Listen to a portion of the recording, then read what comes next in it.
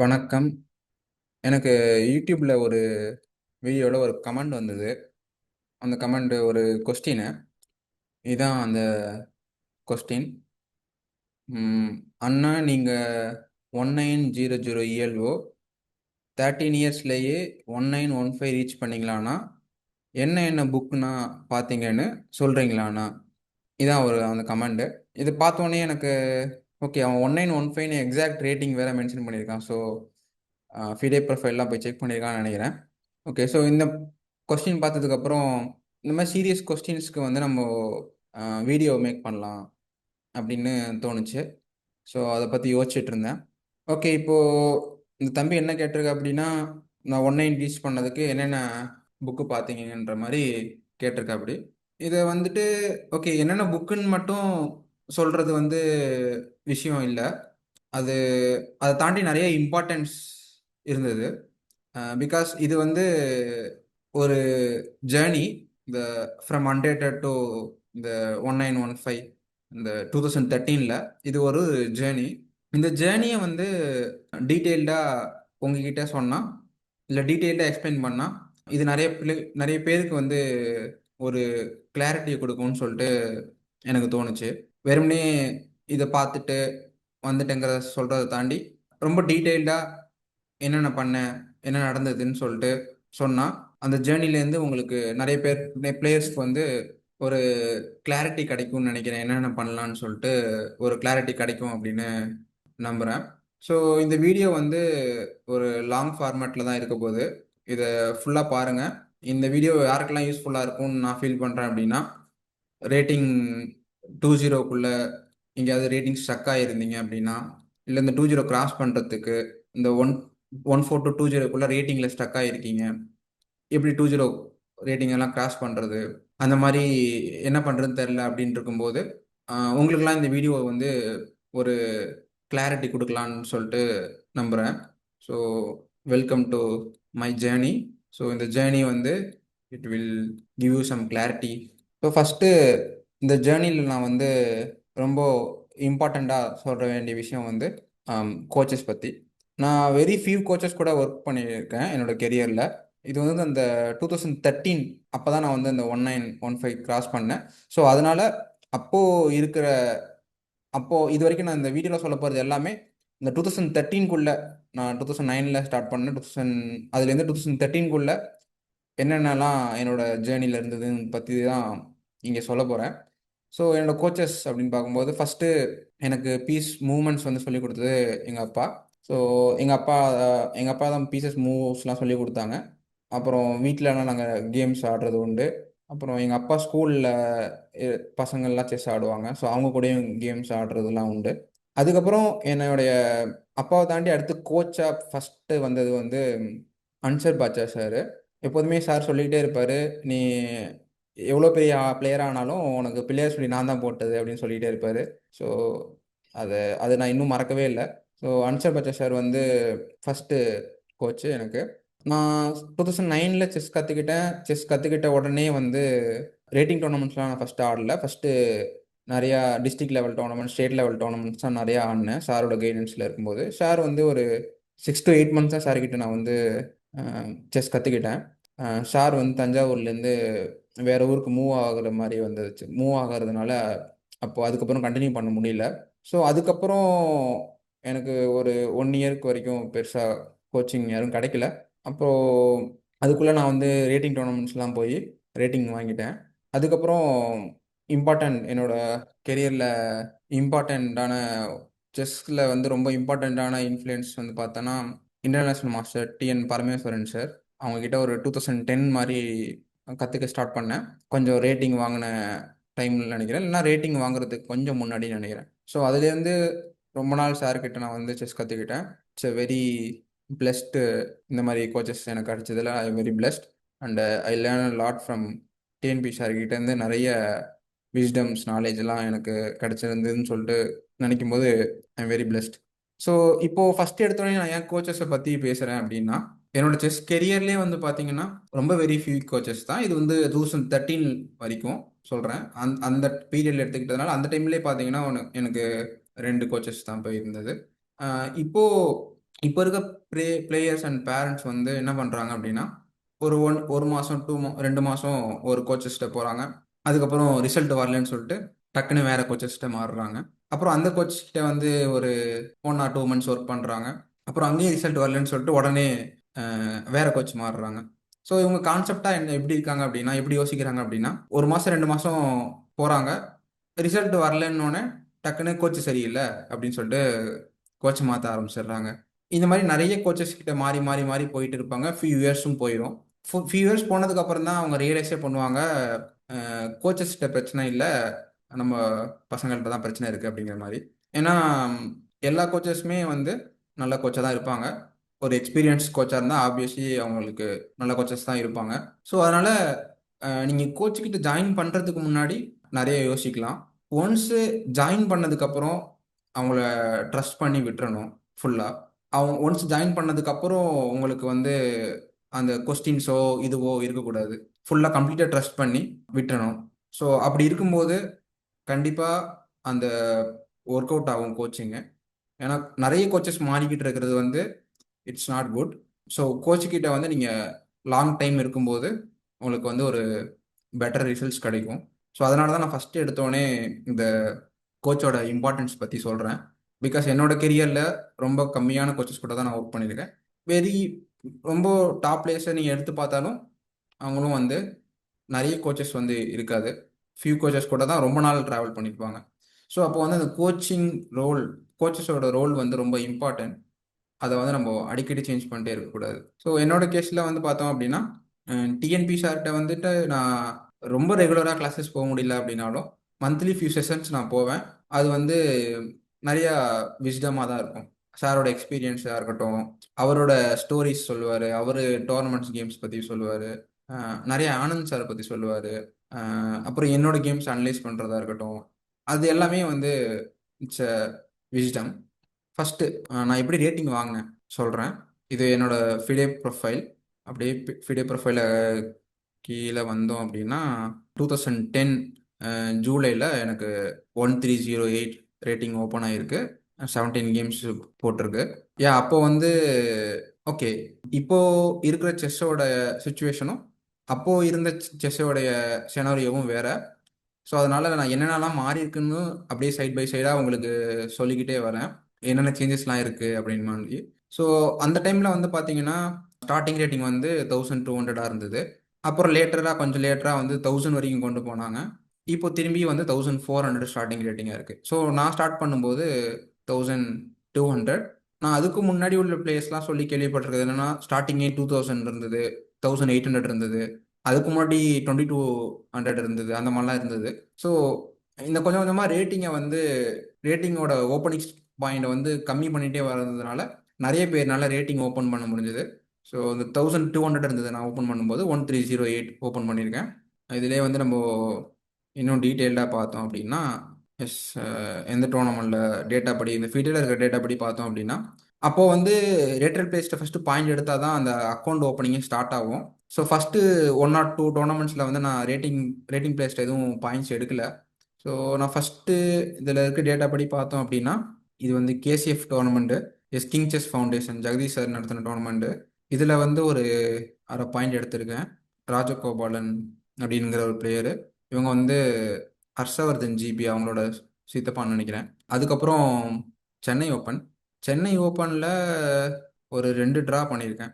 Okay, so 2 draw பண்ணியிருக்கேன். And Harikrishna கூட play பண்ணியிருக்கேன் அப்போது.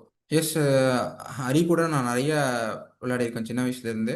ஸோ ரேட்டிங் வாங்குறதுக்கு முன்னாடியும் ஹரி கூட விளையாடிருக்கேன். ஸோ அப்போது வந்து ஹரி வந்து அப்போது நான் செஸ் ஆடுற டைமில் ஹரி வந்து யங்கஸ்ட் ரேட்டர் பிளேயர் மாதிரி ஹோல்ட் பண்ணியிருந்தாப்புல இந்த டைட்டில், யங்கஸ்ட் ரேட்டர் பிளேயர் அப்படிங்கிற விஷயத்த. தமிழ்நாடுன்னு நினைக்கிறேன். இந்த 2 டோர்னமெண்ட்ஸ், அப்புறம் பாலக்காடு டோர்னமெண்ட்டு, அதில் ஒரு ட்ரா பண்ணியிருக்கேன். அண்டு இந்த டோர்னமெண்ட்டில் தமிழ்நாடு ஸ்டேட் சாம்பியன்ஷிப்பில் எதுவுமே பாயிண்ட் எடுக்கலை. ஸோ ஆக மொத்தம் கிட்டத்தட்ட ஒரு 18 கேமுன்னு நினைக்கிறேன். 18 கேமில் இல்லை மோர் தென் 18 கேம்ஸ் என்னன்னு தெரில, 4 ட்ராஸ் பண்ணியிருக்கேன். அந்த 4 ட்ராஸ்க்கு எனக்கு வந்து 1308 கிடச்சிருக்கு. மெயினாக பார்த்தோம் அப்படின்னா, மேபி எனக்கு அந்த அல்ஃபபெட்டாக பியில் இருக்கிறதுனால எனக்கு ஹை ரேட்டடாக தான் கிடைப்பாங்க ஃபஸ்ட் எடுத்தோடனே. ஸோ வெறும் நான் 4 ட்ராஸ் தான் பண்ணியிருக்கேன். ஸோ என்னோட ஆவரேஜ் வந்து நல்லா இருக்கிறதுனால 1308 ஸ்டார்ட் ஆயிடுச்சு. ஓகே. ஸோ 2010 ஜூலைல வந்து என்னோட ரேட்டிங் வந்து ஸ்டார்ட் ஆயிடுச்சு 1308. அதுக்கப்புறம் நான் எக்ஸாக்டாக ஒரு 1 இயருக்கு வந்து ரேட்டிங் டோர்னமெண்ட்டே ஆடல. இப்போ நீங்கள் பார்த்தீங்க அப்படின்னா 2010 ஜூலைல ரேட்டிங் ஓப்பன் ஆயிருக்கா.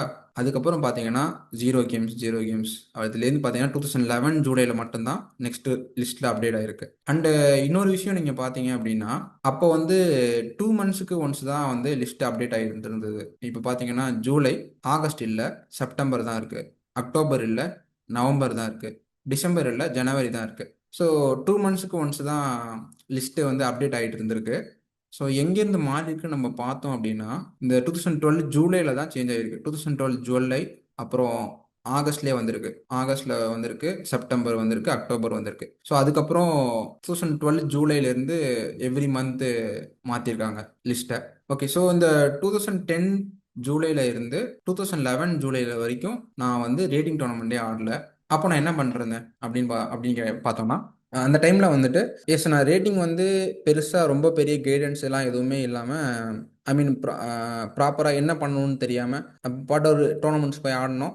ஏதோ 2 3 பாயிண்ட் கிடச்சி, அந்த ட்ராஸ்லாம் கிடச்சிது, ரேட்டிங் வந்துருச்சு. ஓகே, ரேட்டிங் வந்துருச்சு. ஓகே. அதுக்கப்புறம் தான் ட்ரைனிங்லாம் போக ஆரம்பிச்சதுனால உடனே வந்து ரேட்டிங் டோர்னமெண்ட் எதுவும் ஆடல. ஸோ அப்போ வந்து எப்படின்னா சைக்கிள் டோர்னமெண்ட்ஸ் நடக்கும் எவ்ரி வீக்கெண்ட். வந்து ஏஜ் கேட்டகரியில் வந்து சைக்கிளும் அண்டு ஓப்பன் டோர்னமெண்ட்டில் கேஷ் ப்ரைஸும் கொடுப்பாங்க. ஸோ தமிழ்நாடு ஃபுல்லாக வந்து டோர்னமெண்ட் நடந்துருக்கும். மோஸ்ட்லி வந்து பார்த்தீங்கன்னா சென்னையில் தான் டோர்னமெண்ட் நடக்கும். ஸோ நான் அப்போ வந்துட்டு அந்த 2000 ரேட்டிங் வாங்கினதுக்கப்புறம் நான் எவ்ரி வீக்கெண்ட் வந்து ரேபிட் ஸ்டேட் லெவல் டோர்னமெண்ட் போய் ஆடுவேன் சென்னையில். சைக்கிள் டோர்னமெண்ட்டில் கேட்டகரியோ இல்லாட்டி ஓப்பனோ எவ்ரி வீக் வந்து நடந்துகிட்டே இருக்கும். டிஎன்எஸ்ஏ வெப்சைட்டில் போய் பார்த்தீங்க அப்படின்னா உங்களுக்கு வந்து என்னென்ன டோர்னமெண்ட்ஸ் இருக்குன்னு உங்களுக்கு தெரியும். ஸோ நீங்கள் அதில் செக் பண்ணிக்கலாம் டோர்னமெண்ட்ஸ்லாம். ஸோ அந்த மாதிரி எவ்ரி வீக்கெண்ட் வந்து சாட்டர்டே சண்டே நான் வந்து எங்கள் அப்பா வந்து நானும் டோர்னமெண்ட் போயிடுவோம்.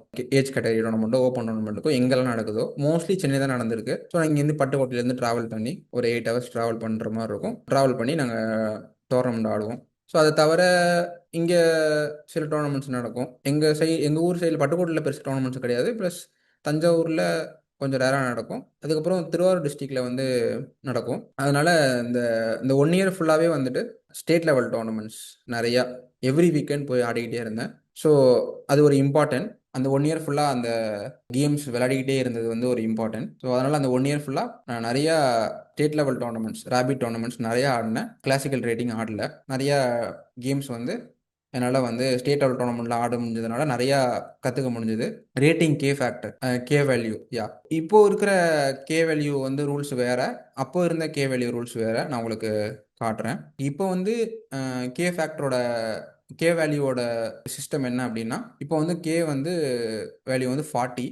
நீங்கள் பிலோ 18 இயர்ஸ்க்குள்ளே இருந்து நீங்கள் 2 3 ரேட்டிங் கிராஸ் பண்ணாமல் இருந்தால் உங்களுக்கு வந்து அந்த K40 வந்து யூஸ் பண்ணிக்க முடியும். அதுக்கப்புறம் above 18 players age plus 2 3 rating மேலே இருந்ததுன்னா கே ஃபேக்டர் வந்து 20 மாறிடும். அதை தவிர ஐஎம்ஜிஎம்க்கு வந்து 2/4 தாண்டினதுக்கப்புறம் கே ஃபேக்டர் 10. ஸோ இதுதான் இப்போ இருக்கிற சிஸ்டம். ஸோ நான் விளையாடிட்டு இருக்கும்போது என்ன சிஸ்டம் அப்படின்னு பார்த்தோம் அப்படின்னா பார்த்தீங்கன்னா தெரியும், இங்கே கே ஃபேக்டர் 25ன்னு போட்டிருக்கு இல்லையா. ஸோ அப்போ வந்து இந்த கே வேல்யூ வந்து 40 கிடையாது, கே வேல்யூ வந்து 25. அந்த 25 அப்படின்னா என்னன்னா ரேட்டிங் வாங்கி ஒரு இப்போ வந்து உங்களுக்கு கே ஃபேக்டர் வந்து 40 இருக்கும் அன்டில் நீங்கள் 2 3 கிராஸ் பண்ணுற வரைக்குமோ இல்லைனா 18 இயர்ஸ் வரைக்குமோ. அப்போ அந்த K25 எப்படி இருந்தது அப்படின்னா ரேட்டிங் வாங்கி ஃபஸ்ட்டு 25 கேமுக்கு தான் உங்களுக்கு வந்து அந்த கே ஃபேக்டர் வந்து K25 வந்து உங்களால் யூட்டிலைஸ் பண்ணிக்க முடியும். அதுலேயுமே பார்த்தோம் அப்படின்னா ஃபஸ்ட்டு 9 கேமில் அப்போ ரேட்டிங் வாங்கிடணுங்கிற மாதிரி ஒரு ரூல் இருந்தது. ஸோ 9 கேமுக்கு மேலே ஆடி நீங்கள் ரேட்டிங் வாங்கியிருந்தீங்கன்னா அது வந்து உங்களுக்கு அந்த அந்த 25 கேம்ஸ்லேருந்து மைனஸ் பண்ணிப்பாங்க. ஸோ அப்படி பார்க்கும்போது பார்த்தீங்கன்னா இப்போ நான் K25ல எத்தனை கேம்ஸ் ஆடிருக்கேன்னு பார்த்தீங்கன்னா 5 கேம்ஸு, 4, அப்புறம் 9 கேம்ஸ், அப்புறம் 9 7 16 கேம். ஸோ 16 கேம் வந்து K25ல ஆடிருக்கேன். ஏன் 25 கேம்ஸ் இல்லை அப்படின்னா நான் ரேட்டிங் வாங்குறதுக்கு கிட்டத்தட்ட ஒரு 18 கேம் கிட்ட ஆடிட்டேன் அப்படிங்கிறதுனால. ஸோ அந்த 25ல 9 போயிடுச்சுன்னா 16 கேம்ஸ் தான் K25 இருந்திருக்கு. அதுக்கப்புறம் நீங்கள் இங்கே பார்த்துருக்கலாம், இங்கே கே ஃபேக்டர் சேஞ்சுடுன்னு வந்திருக்கு. ஸோ கே ஃபேக்டர் சேஞ்சுடு வந்து பார்த்தீங்கன்னா K15 மாறிடுச்சு. ஸோ அதான் ஃபஸ்ட்டு 25 கேம்ஸ்க்கு வந்து கே ஃபேக்டர் வந்து 25. அதுக்கப்புறம் இருக்கிறதெல்லாம் வந்து K15 தான் எல்லாருக்குமே. ஸோ எந்த ஏஜ் எந்த டிஃப்ரென்ஸ் எதுவும் கிடையாது, எல்லாருக்குமே K15 தான்.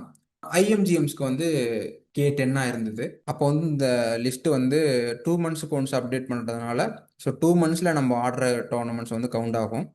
ஸோ அப்படி பார்க்கும்போது K15 இந்த 192 பாயிண்ட்ஸ் இன்க்ரீஸ் ஆகிருக்கு அந்த 2011 ஜூலையில்.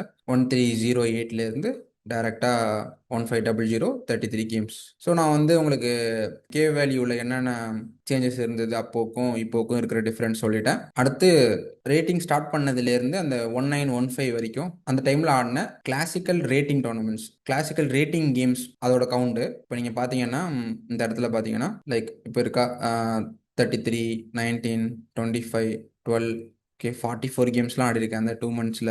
அப்படியே இந்த மாதிரி கேம்ஸ் இருக்கா ஒரு லிஸ்ட்லேயும். அதையே வந்து பார்த்தீங்கன்னா இந்த 2013, எஸ் அந்த பையன் அந்த தம்பி மென்ஷன் பண்ணது இந்த இதுதான் 2013 1915. ஸோ 2011 ஜூலை ஸ்டார்ட் பண்ணி 2013 1915. ஸோ இதுக்கிடையில் அதாவது இந்த 2011 ஜூலைலேருந்து 2013 நவம்பர் வரைக்கும் இந்த 1308லேருந்து 1915 இந்த ரேட்டிங் போகிறதுக்கு நான் ஆடின கேம்ஸ் வந்து கவுண்ட் பண்ணி பார்த்தீங்கன்னா இந்த இந்த 11, 34, 10 இந்த மாதிரி இருக்குங்க இல்லையா, அது எல்லாத்தையும் கவுண்ட் பண்ணால் 450 கேம்ஸ் இருக்குது. ஸோ அதை தான் நான் இங்கே போட்டிருக்கேன் ஸ்க்ரீன்ஷாட்டு. இதை கவுண்ட் பண்ணால் டோட்டலாக எக்ஸாக்டாக 450 கேம்ஸ் வந்தது. எனக்கு இந்த சர்ப்ரைஸாக இருந்தது, கரெக்டாக எக்ஸாக்டாக 450 இருந்தது. ஸோ இதுலேருந்து என்ன ஆகுதுன்னா எவ்வளோ கேம்ஸ் ஆடி இருக்கோங்கிறது ஒரு ஃபேக்டராக இருக்குது. இது வந்து ஒன்லி கிளாசிக்கல் ரேட்டிங் கேம்ஸ். ஏன்னா அப்போ வந்து ரேபிட் டோர்னமெண்ட்ஸ் வந்து ஃபிடே ரேட்டிங்காக இல்லை அப்படிங்கிறதுனால அப்போது நார்மலாக தான் நடக்கும். அந்த ரேபிட் டோர்னமெண்ட்ஸோட கேம்ஸ்லாம் கவுண்ட் ஆகலை. ஸோ இது வந்து கிளாசிக்கல் கேம்ஸ் மட்டுமே 450 கேம்ஸு. ஸோ நான் எவ்ரி வீக்கெண்ட் வந்து rapid state level tournaments, cycle tournaments இந்த மாதிரி நிறையா இருந்திருக்கும். அது எல்லாமே ஆடியிருப்பேன் கண்டிப்பாக. ஸோ ரொம்ப இம்பார்ட்டண்ட்டாக பார்க்க வேண்டியது பார்த்தோம் அப்படின்னா நிறைய கேம்ஸ் ஆடியிருக்கேன். 450 கேம்ஸ் இருக்குது. அண்டு அனதர் இம்பார்ட்டன்ட் விஷயம் அப்படின்னு பார்த்தோம் அப்படின்னா என்னோட கெரியரில் அந்த ஜேர்னியில் பிளேயிங் பார்ட்னர்ஸ் அண்டு வெல்விஷர்ஸாக இருந்தவங்க வந்து ரொம்ப இம்பார்ட்டன்ட் ஃபேக்டர். எஸ் அப்போது டோர்னமெண்ட்ஸ் ஆடுறது தாண்டி இப்போது நம்ம எங்கள் டிஸ்ட்ரிக்டில் இருக்கிற ஃபெல்லோ பிளேயர்ஸ் கூட நான் நிறைய கேம்ஸை அப்பப்போ கேம்ஸ் ஆடுறதுக்கான ட்ரைனிங் கேம்ஸ் ஆடுறதுக்கான பாசிபிலிட்டி இருந்தது. ஸோ அதில் ஒரு சில பேரை வந்து நான் மென்ஷன் பண்ணணும் கண்டிப்பாக. ஃபஸ்ட்டு சசிகுமார் அண்ணன், அவங்க தஞ்சாவூர். அப்புறம் ஷியாமண்ணன் தஞ்சாவூர், வினோத் அண்ணன், ராஜ்குமார் அண்ணன். இவங்க 4 பேருமே வந்து நிறைய கேம்ஸ் நான் ஆடினது கேம்ஸ் ஆடி இருக்கிறதுன்னு பார்த்தா சசி அண்ணன் கூடயும் ஷியாம் அண்ணன் கூடயும் கேம்ஸ் ஆடியிருப்பேன். வினோத் அண்ணன், ராஜ்குமார் அண்ணன் இவங்க வந்துட்டு வெல்விஷர்ஸ் கண்டிப்பாக. ஏன்னா இந்த நான் சின்ன வயசில் 11, 12 அந்த டைம்லாம் இருக்கும்போதெல்லாம் இவங்க கூட டோர்னமெண்ட்ஸ்லாம் நான் நிறையா ட்ராவல் பண்ணியிருக்கேன். நான் வந்து ஷியாம் அண்ணன் கூட மும்பைலாம் போயிருக்கேன். அப்புறம் வினோத் அண்ணா, சசி அண்ணா, ராஜ்குமார் அண்ணா இவங்க கூடலாம் வந்து இந்த கேரளா டோர்னமெண்ட்ஸ்க்கெலாம் ட்ராவல் பண்ணியிருக்கேன். ஸோ இவங்க வந்து ஒரு இம்பார்ட்டன்ட் ஒரு பிளேயிங் பார்ட்னர்ஸாகவும் இருந்திருக்காங்க. பிளேயிங்கும் ஐ மீன் பிளேயிங் பார்ட்னர்ஸ் சொல்ல முடியாது, அது எப்படி சொல்கிறதுனா எஸ் நாங்கள் பார்க்கும்போது மீட் பண்ணும்போதெல்லாம் கேம்ஸ் ஆடுவோம். மெயினாக சசி அண்ணன் கூட நிறைய கேம் ஆடியிருக்கேன். நாங்கள் டோர்னமெண்ட் போகும்போதெல்லாம் அங்கே உட்காந்து கேம் ஆடிட்டு இருப்போம். சசி அண்ணா, ஷியாம் அண்ணா, வினோத் அண்ணா, ராஜ்குமார் அண்ணா. அதுக்கப்புறம் பிளேயிங் பார்ட்னர்ஸாக சொல்ல போனோம்னா ஸ்ரீதர் அங்கிள். அவர் வந்து பட்டுக்கோட்டையில் தான், புதுக்கோட்டை அவங்க, ஆனால் அந்த டைமில் பட்டுக்கோட்டையில் தான் இருந்தாங்க. இப்போவும் பட்டுக்கோட்டையில் தான் இருக்காங்கன்னு நினைக்கிறேன். ஸோ அவங்க கூட அந்த இயர்லி ஸ்டேஜில் நிறையா ரேட்டிங் வாங்கினதுக்கப்புறம் நிறையா ட்ரைனிங் கேம்ஸ் ஆடிருக்கேன். அப்புறம் சுரேஷ்னு ஒரு அங்கிள் இருந்தாங்க. அவங்க வந்து அவங்க 20+ ரேட்டிங் அப்போவே. ஆனால் அவங்க அந்த டைம் வந்து செஸ்ஸில் இல்லை. அவங்க வந்துட்டு இங்கே பட்டுக்கோட்டை அவங்க வந்து எதர்ச்சியாக ட்ரெயின் ட்ராவலில் அவங்கள மீட் பண்ணது. அவங்க பட்டுக்கோட்டையில் வந்து இங்கே பேங்க்கில் மேனேஜராக ஒர்க் பண்ணிருந்தாங்க. ஸோ அப்போது அவங்க வந்து ரொம்ப என்ஜாய்மெண்ட்டாக வந்து கேம்ஸ் ஆடிட்டு நாங்கள் அதெல்லாம் அனலைஸ் பண்ணிட்டு இருப்போம். ஸோ ரொம்ப ஷார்ட் டைமில் தான் இங்கே பட்டுக்கோட்டையில் இருந்தாங்க. ஸோ பட் அவங்களுக்கும் மென்ஷன் பண்ணோம். அப்புறம் நான் சொன்னேன் இல்லையா, இங்கே சென்னை தவிர இங்கே டோர்னமெண்ட்ஸ் வந்து இங்கே நடக்கும் பார்த்தீங்கன்னா மெயின் சிட்டிஸ் கோயம்புத்தூர், மதுரையெல்லாம் இருக்கும். அதை தாண்டி இங்கே திருவாரூர், மன்னார்குடி இந்த இடத்துலலாம் வந்து நிறைய டோர்னமெண்ட்ஸ் நடத்திட்டு வந்து RK Balagunasekaran sir, RKP sir. So சின்ன வயசுலேருந்தே நிறையா டோர்னமெண்ட்ஸ் மூலமாக அவங்க சப்போர்ட் பண்ணியிருக்காங்க. ஸோ அவங்களுக்கும் அவங்க இப்போ அவங்க ஃபியூ இயர்ஸ்க்கு முன்னாடி இறந்துட்டாங்க. ஸோ அவங்களுக்கும் தேங்க் ஆர்கேபி சார். இப்போ அவங்க இல்லை. எஸ், இவங்க இந்த சைடில் நிறைய டோர்னமெண்ட்ஸ் நடத்துறது வந்து சார் தான். ஸோ அதனால நிறைய டோர்னமெண்ட்ஸ் ஆடுறதுக்கு, இந்த இடத்துல டோர்னமெண்ட்ஸ் ஆடுறதுக்கு அது ரொம்ப ஹெல்ப் பண்ணி நிறையா பண்ணியிருக்காரு அவர் sir. Playing partners and I mean நீங்கள் உங்கள் ஃப்ரெண்ட்ஸ், ஃபெல்லோ ஃப்ரெண்ட்ஸாக இருக்கலாம், டோர்னமெண்ட்ஸ் ஆடுறதுக்கு டோர்னமெண்ட் ட்ராவல் பண்ணுறதுக்கு ஃப்ரெண்ட்ஸாக இருக்கலாம், இல்லை அவங்க கூட ட்ரைனிங் கேம்ஸ் ஆடுறதுக்கு ஃப்ரெண்ட்ஸாக இருக்கலாம். ஸோ இது உங்க ரொம்ப important. Now coming to chess training. அந்த பையன் என்னென்ன புக்குன்னு மாதிரி கேட்டிருந்தா அப்படி. ஸோ நான் ட்ரைனிங் பற்றி பொதுவாக சொல்கிறேன். அந்த அந்த டைமில் நான் பண்ண ட்ரைனிங் என்னன்ட்டு. ஸோ அந்த என்னுடைய ஸ்டார்டிங் ஸ்டேஜில் ரொம்ப இம்பார்ட்டண்ட்டான புக்கு அப்படின்னு பார்த்தா my my 60 memorable games, Bobby Fischer. அந்த புக்கை வந்து நான் நிறைய வாட்டி சின்ன வயசில் பார்த்துருக்கேன். ஸோ போர்டு காயின்ஸ் தான், லேப்டாப்லாம் எதுவும் இல்லை. போர்டு காயின்ஸில் நிறைய வாட்டி அந்த புக்கை நான் வந்து வச்சு பார்த்துருக்கேன். அதை தவிர என்னென்ன புக்ஸ் அப்படின்னு பார்த்தோம் அப்படின்னா, ஏஎஸ்எஃப்லேருந்து மேகசின்ஸ் போடுவாங்க. ஏஎஸ்எஃப் கொரானிக்கல் அப்படின்னு சொல்லிட்டு 2 months ஒன்ஸா இல்லை மந்த்லி ஒன்ஸான்னு தெரில, அந்த மாதிரி வரும். இந்த மாதிரி ஒரு புக்கா சின்னமாக ஒரு மேகசின்ஸ் இருக்கும். இதில் வந்து அனடேஷன்ஸ், கேம்ஸ் அனடேஷன்ஸ்லாம் இருக்கும். ஃபியூ கேம்ஸ், அப்புறம் சில பொசிஷன்ஸ்லாம், மிடில் கேம் பொசிஷன் சால்வ் பண்ணுறதுக்கு இருக்கும். அப்புறம் செஸ்மேட்டுன்னு ஒரு மேகசின் இருக்கும். அது வந்து மேனுவல் ஆரன் சாரோடதுன்னு நினைக்கிறேன். எனக்கு எக்ஸாக்டாக யாரோடதுன்னு தெரியல. அந்த செஸ்மேட் மேகசினும் அதுலேயும் கேம்ஸ் இருக்கும். அதில் சில இது வந்து அனலைஸ் பண்ணி கேம்ஸஸ் இருக்கும், சில இது நார்மலாக ஜஸ்ட் கேம்ஸ் மட்டும் இருக்கும். அந்த மாதிரி அதில் கேம்ஸ் பார்க்குறது. அப்புறம் வந்துட்டு செஸ் இன்ஃபர்மேட்டர்னு ஒரு புக் இருக்கும். இப்போ வந்துட்டு மெகா டேட்டா பேஸ் அதெல்லாம் வந்துடுச்சு. நிறையா mega data base, online data பேஸ்லாம் இருக்குது. அந்த டைமில் வந்து இல்லையா, இல்லை எனக்கு தெரியலையான்னு தெரில. அந்த டைமில் எனக்கு அக்சசிபிளாக இருந்துச்சான்னு எனக்கு தெரில. ஸோ அந்த செஸ் இன்ஃபர்மேட்டர்னு சொல்லிட்டு ஒரு புக்கு, இப்படி புக்கு வந்து பார்த்தீங்கன்னா இப்படி இருக்கும். இதுதான் வந்து காட்டுற கண்டிஷனில் இருக்குது. இதுவே கொஞ்சம் அந்த நான் வச்சிருந்த புக்ஸில் இது கொஞ்சம் புது புக்குங்கிற மாதிரி. ஸோ இதுதான் காட்டுற கண்டிஷனில் இருக்குது. மிச்சம் எல்லாமே வந்து வெறும் பேப்பர்ஸாக மட்டும்தான் இருக்குது. ஸோ இதுக்குள்ளே பார்த்தீங்கன்னா இந்த மாதிரி கேம்ஸ் நிறையா இருக்கும். இதில் இந்த புக்கில் ஒரு 600 கேம்ஸ் இருக்குது. ஸோ இது மாதிரி ஒரு 2-3 புக்ஸ் இருக்கும். ஸோ இந்த புக்ஸில் இருக்கிற கேம்ஸ் எல்லாம் வச்சு பார்க்குறது. அப்புறம் வந்து பார்த்தோம் அப்படின்னா, சால்விங்னு பார்த்தா மிடில் கேம் காம்பினேஷன்ஸ்னு சொல்லிட்டு ஒரு புக்கு பண்ண மாதிரி எனக்கு ஞாபகம் இருக்குது. அண்டு 2012 ஐ காட்ட ஒரு மினி லேப்டாப் மாதிரி வாங்கி கொடுத்தாங்க. அதில் எனக்கு என்ன ஞாபகம் இருக்குன்னா, நான் டோட்டல் ஸ்ட்ரெயினர்னு சொல்லிட்டு ஒரு சாஃப்ட்வேர், அதை நான் ரொம்ப நாளைக்கு அதை யூஸ் பண்ணிட்டுருந்தேன். அந்த சாஃப்ட்வேரை பேர் வந்து டோட்டல் செஸ் ட்ரெயினர். அதில் வந்து ஒரு 10 சாஃப்ட்வேர்ஸ் இருக்கும். டிஃப்ரெண்ட் டிஃப்ரெண்ட் பார்ட்டில், மிடில் கேமுக்கு, ஓப்பனிங்க்கு, என் கேம்ஸு, ஸ்டடீஸ்ன்னு சொல்லிட்டு அதில் நிறையா இருக்கும். அதில் வந்து சிடிஆர்ட்னு ஒன்று இருக்கும், ஒரு சாஃப்ட்வேர். ஸோ அந்த சாஃப்ட்வேர் ஃபுல்லாகவே வந்து டாக்டிக்ஸ் தான். ஸோ நான் நிறையா சின்ன வயசில் அந்த அந்த 2012 அந்த டைம்லேருந்து அந்த டாக்டிக்ஸை வந்து நான் நிறையா சால்வ் பண்ணது வந்து அந்த சிடிஆர்ட்டுங்கிற அந்த சாஃப்ட்வேர்லேருந்து தான். அப்புறம் புக்ஸ்ன்னு பார்த்தீங்கன்னா இதுதான். My memorable 60 games, informator, chess informator, and ASF magazine, chessmate magazine, அப்புறம் மில் கேம் காம்பினேஷன்ஸ். ஸோ அந்த டைம்ஸில் வந்து புக்ஸ் வாங்குறதுக்கு வந்து அக்சசிபிள் எப்படி இருக்குன்னா பெருசாக எனக்கு தெரியல. ஸோ அப்போ வந்து ஏஎல் முத்து அங்கிள் இருப்பாங்க, அவங்கக்கிட்ட தான் புக்ஸ்லாம் வாங்குவோம். செஸ் போர்டு, புக்ஸு, கிளாக்ஸு எல்லாமே வந்து முத்தங்கள்கிட்ட தான். ஸோ அவங்கள வந்து அவங்களும் நிறையா பண்ணியிருக்காங்க. So thank to Muthu uncle. Okay, so என்னோட செஸ் ட்ரைனிங்னு பார்த்தோம் அப்படின்னா டாக்டிக்ஸ் சால்வ் பண்ணுறது அண்டு இந்த கேம்ஸ்லாம் பார்க்குறது. லைக் மை 60 மெமரபிள் கேம்ஸ் அந்த புக்கு, அப்புறம் செஸ் இன்ஃபர்மேட்டர் அதில் இருக்கிற கேம்ஸு, அப்புறம் ஏஎஸ்எஃப் மேகசினில் இருக்கிற கேம்ஸு, செஸ்மேட் மேகசினில் இருக்கிற கேம்ஸு. அதை தாண்டி அப்போது அந்த டேட்டாபேஸ் அதெல்லாம் இல்லை அப்படிங்கிறதுனால, அப்போ எப்படின்னா டிஜிடி போர்டு அந்த அந்த டைமில் அதெல்லாம் இல்லை நாங்கள் விளையாண்ட டோர்னமெண்ட்ஸில். அந்த டாப் 50 போர்ட்ஸ் 30 போர்ட்ஸ் அந்த மாதிரி இருக்கிற ஸ்கோர் ஷீட்லாம் வந்து ஜெராக்ஸ் எடுத்து புல்லட்டின் மாதிரி கொடுப்பாங்க. அந்த டோர்னமெண்ட்ஸில் இருக்கிற பிளேயர்ஸோட கேம்ஸ்லாம் வந்து இப்போ வந்து நம்ம டேட்டாபேஸ் மூலயமா ஆன்லைன் டேட்டாபேஸ் மூலயமா ஒரு பிளேயர்ஸை சர்ச் பண்ணி அவங்க ஆன்லைன் கேம்ஸ் எல்லாம் இப்போ பார்க்க முடியுது. அந்த டைமில் எனக்கு அதெல்லாம் ஆக்சசிபிளாக இல்லை. இல்லை அப்போ இது எல்லாருக்குமே அப்படிதான் நினைக்கிறேன். அப்போ வந்து அந்த புல்லட்டின் கொடுப்பாங்க. அப்போ வந்து அந்த புல்லட்டின் இந்த பிளேயர்ஸோட ஸ்கோர் ஷீட் எடுத்து புல்லட்டினாக கொடுப்பாங்க.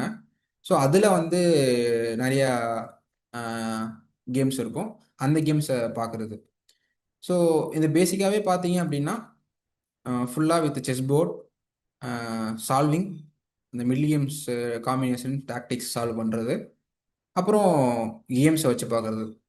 ஸோ இதுதான் என்னோட செஸ் ட்ரைனிங். அதாவது செல்ஃபாக ட்ரைனிங் பண்ணுறது. கோச்சிங் போகிறத தாண்டி நான் கோச்சிங் வந்து அப்போது அந்த டைமில் வந்து மோஸ்ட்டாக டிஎன்பி சார்கிட்ட தான் அட்டன் பண்ணிருந்தேன். ஸோ சார் வந்து நாங்கள் போவோம் கேம்ஸு, என்னோட கேம்ஸ் எடுத்துகிட்டு போவேன். அதுலேருந்து வி டிஸ்கஸ் லாட். இந்த மூவ் வச்சா என்னன்னு சார் இப்படி கேட்பாங்க. இன்ஜின்லாம் எதுவுமே கிடையாது, இன்ஜின்லாம் வச்சு அனலைஸ் பண்ணல. சார் வந்து அவராக யோசிச்சு மூவ் சொல்லுவார், நான் இந்த பக்கம் யோசிச்சு நான் மூவ் சொல்லுவேன். ரெண்டு பேரும் மாற்றி மாற்றி அனலைஸ் பண்ணுறப்போ சார் வந்து அந்த அவருக்கு அப்போது எக்ஸ்பீரியன்ஸ் நிறையா இருக்கும், எக்ஸ்பீரியன்ஸ் ஆபியஸாக இருக்கும் இல்லையா. ஸோ அந்த எக்ஸ்பீரியன்ஸ்லேருந்து வந்து இந்த இந்த மாதிரி போர்ஷன் எப்படி ஆடணும், இந்த மாதிரி போர்ஷன் எப்படி ஆடணும்னு சொல்லிட்டு அதை சொல்லுவாங்க. அதை தாண்டி நான் வந்து செஸ்ஸு ட்ரைனிங்காக வந்து சார் வந்து என்ன சஜஸ்ட் பண்ணது வந்து நிறைய கேம்ஸ் பார்க்க சொன்னது தான். ஸோ யூஸ்வலாக நம்ம பார்த்ததே வந்து பார்த்தீங்கன்னா அது இருந்ததே வந்து பார்த்தீங்கன்னா my 60 memorable games, in chess informator, ASF magazine, chessmate magazine, இது எல்லாமே வந்து கேம்ஸ் தான் இருக்கும். ஸோ இந்த கேம்ஸ்லாம் வச்சு பார்க்குறது. ஸோ இதெல்லாமே வந்து செஸ் ட்ரைனிங்காக இருந்தது. ஓகே, இந்த ஜேர்னியில் வந்து நான் சில இம்பார்ட்டண்ட் விஷயமா நான் என்ன பார்க்குறேன் அப்படிங்கிறத சொல்கிறேன்.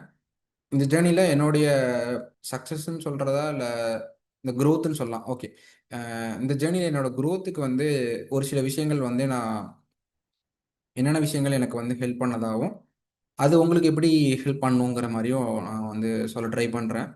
ஸோ ஃபஸ்ட்டு விஷயம் வந்து என்னென்னா love and curiosity for the game.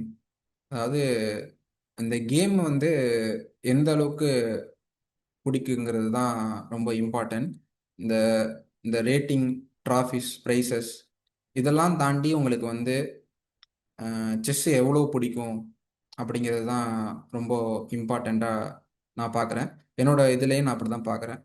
இந்த எவ்வளோ ரேட்டிங்ஸ், ப்ரைஸஸ் எல்லாம் கொடுத்த ப்ளஸரை விட ஐ திங்க் அந்த கேமு கற்றுக்கிறதுலையும் அந்த கேம் விளையாடுறதுலையும் இருந்த ஆர்வம் தான் ரொம்ப அதிகமாக இருந்தது. ஸோ இந்த ரேட்டிங்ஸ், பாயிண்ட்ஸ் அண்டு ப்ரைஸஸ் எல்லாமே வந்து செகண்டரி திங் தான். ஸோ அந்த நிறைய செஸ்ஸில் கற்றுக்கிறதுக்கு வந்து ஆர்வமாக இருக்கும். அதுதான் ரொம்ப இம்பார்ட்டண்ட்டாக நான் பார்க்குறேன். So yes, love for the game it's very important, first point. ரெண்டாவது விஷயம் லவ் ஃபார் கால்குலேட். இது வந்து எனக்கு நான் பார்த்ததா சொல்கிறேன். கால்குலேஷன் செஸ்ஸே வந்து பார்த்தீங்க அப்படின்னா நீங்கள் கால்குலேட் பண்ணுறது உங்களுக்கு வந்து பிடிக்க ஆரம்பிச்சிருச்சு அப்படின்னா நீங்கள் ஆட்டோமேட்டிக்காக உங்களோட செஸ்ஸோட க்ரோத் வந்து ரொம்ப நேச்சுரலாக இருக்கும். ஏன்னா செஸ்ஸு வந்து it's based on calculation and decision making. இது ரெண்டு தான் ரொம்ப இம்பார்ட்டண்ட்டான விஷயம்.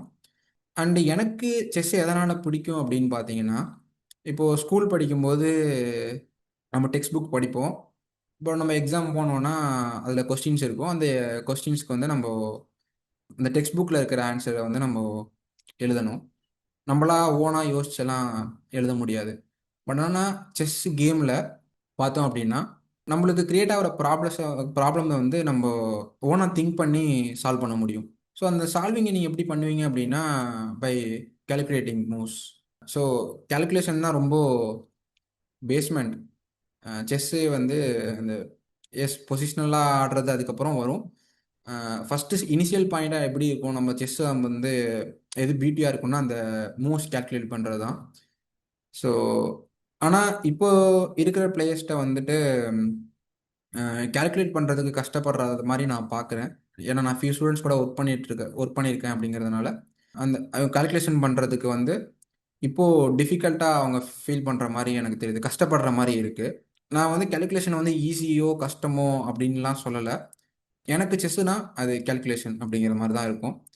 எனக்கு செஸ் எதனால பிடிக்கும்னா அந்த நிறைய அந்த கால்குலேட் பண்ணுறது மூலியமாக தான் அதுதான் நம்மளுக்கு வந்து ஒரு ஹாப்பினஸை கொடுக்குற மாதிரி இருக்கும். அப்போது எனக்கு எனக்கு வந்து ஏன் கால்குலேஷன் பண்ணுறது வந்து கஷ்டமாக தெரியல, பேர்டனாக தெரியல அப்படின்னா, செஸ் வந்து பிடிச்சிருந்ததுனால அந்த கால்குலேஷனுக்கு போடுற எஃபர்ட் வந்து கஷ்டமாக தெரியல. பிகாஸ் நீங்கள் வந்து சும்மா அப்படியே மூவ் ஆடலாம். கால்குலேட் பண்ணி ஆடும்போது நீங்கள் நல்லா ஆட முடியும். ஆனால் அந்த கால்குலேட் பண்ணுறதுக்கு வந்து எஃபர்ட் போடணும். ஸோ இப்போ இருக்கிற ஜென்ரேஷன் பிளேயர்ஸ்ட்ட என்னன்னா கால்குலேட் பண்ணுறதுக்கு டிஃபிகல்ட்டாக இருக்குது, கால்குலேட் பண்ண கஷ்டமாக இருக்குது, யோசிக்க கஷ்டமாக இருக்குலாம் சொல்லுவாங்க. அதுக்கு மெயின் ரீசனாக நான் என்னவா பார்க்குறேன் அப்படின்னா, உங்களுக்கு செஸ் வந்து கேமாக பிடிச்சிருந்தது அப்படின்னா, லைக் இந்த ரேட்டிங் பாயிண்ட்ஸு, ப்ரைஸஸ்ஸு இதெல்லாம் இல்லாமல், இதெல்லாம் கம்ப்ளீட்டாக இல்லாமல் உங்களுக்கு செஸ்ஸோட கேம் உங்களுக்கு பிடிக்க ஆரம்பிச்சது அப்படின்னா, உங்களுக்கு வந்து கால்குலேஷன் வந்து பிடிக்கும். கால்குலேஷன் பிடிக்கும்போது நீங்கள் அதை பண்ணுறது வந்து உங்களுக்கு கஷ்டமாகவே இருக்காது. எஃபர்ட்லெஸ்ஸாக பண்ணுற மாதிரி இருக்கும். எனக்கு வந்து கால்குலேஷன் பிடிக்கும். அதில் அது பண்ணுறதுக்கு ரொம்ப ஆர்வமாக இருக்கும். அதுவும் அந்த டைமில் அந்த 2013 டைம்லலாம் பிளேயர்ஸ் பார்த்தீங்கன்னா, அரவிந்த் சிதம்பரம் அண்டு கார்த்திகேயன் முரளி இவங்கெல்லாம் வந்து பயங்கரமாக கால்குலேட் பண்ணுவாங்க. ஸோ எனக்கு கால்குலேட் பண்ண பிடிக்கும்னாலும், அவங்க அளவுக்கு எபிலிட்டிஸ் வந்து கண்டிப்பாக எங்களுக்கு ஒரு செட் ஆஃப் பிளேயர்ஸ்க்கு எங்களுக்கு யாருக்கும் இல்லை. அரவிந்த் சிதம்பரமும், கார்த்திகேயன் முரளியும் ஒரு வேற லீக்ல இருப்பாங்க. அவங்க பயங்கரமாக கால்குலேட் பண்ணுவாங்க. அவங்க கால்குலேட் பண்ணுறத பார்க்கும்போது, எப்புட்றா இப்படி இவ்வளோ தூரம் பண்ணுறீங்கிற மாதிரி இருக்கும். ஸோ அந்த மாதிரி க அப்போ வந்து அவங்களுக்கு எவ்வளோ கால்குலேஷன் பிடிச்சிருக்குன்னு பாருங்க. ஸோ எனக்கு வந்து கால்குலேட் பிடிக்கும், நான் பண்ணுறேன்னு சொல்கிறேன்னா, அவங்க என்னை விட அதிகமாக என்னை விட பயங்கரமாக பண்ணுறாங்கன்னா, அப்போ அவங்க எவ்வளோ எஃபர்ட் போடுற மாதிரி இருக்கும் அதுக்கு. அதுக்கு எவ்வளோ கஷ்டமாக இருந்திருக்கும். ஆனால் அந்த கஷ்டமாக ஃபீல் பண்ணியிருக்க மாட்டாங்க. அதே தான் நானும் சொல்கிறேன்.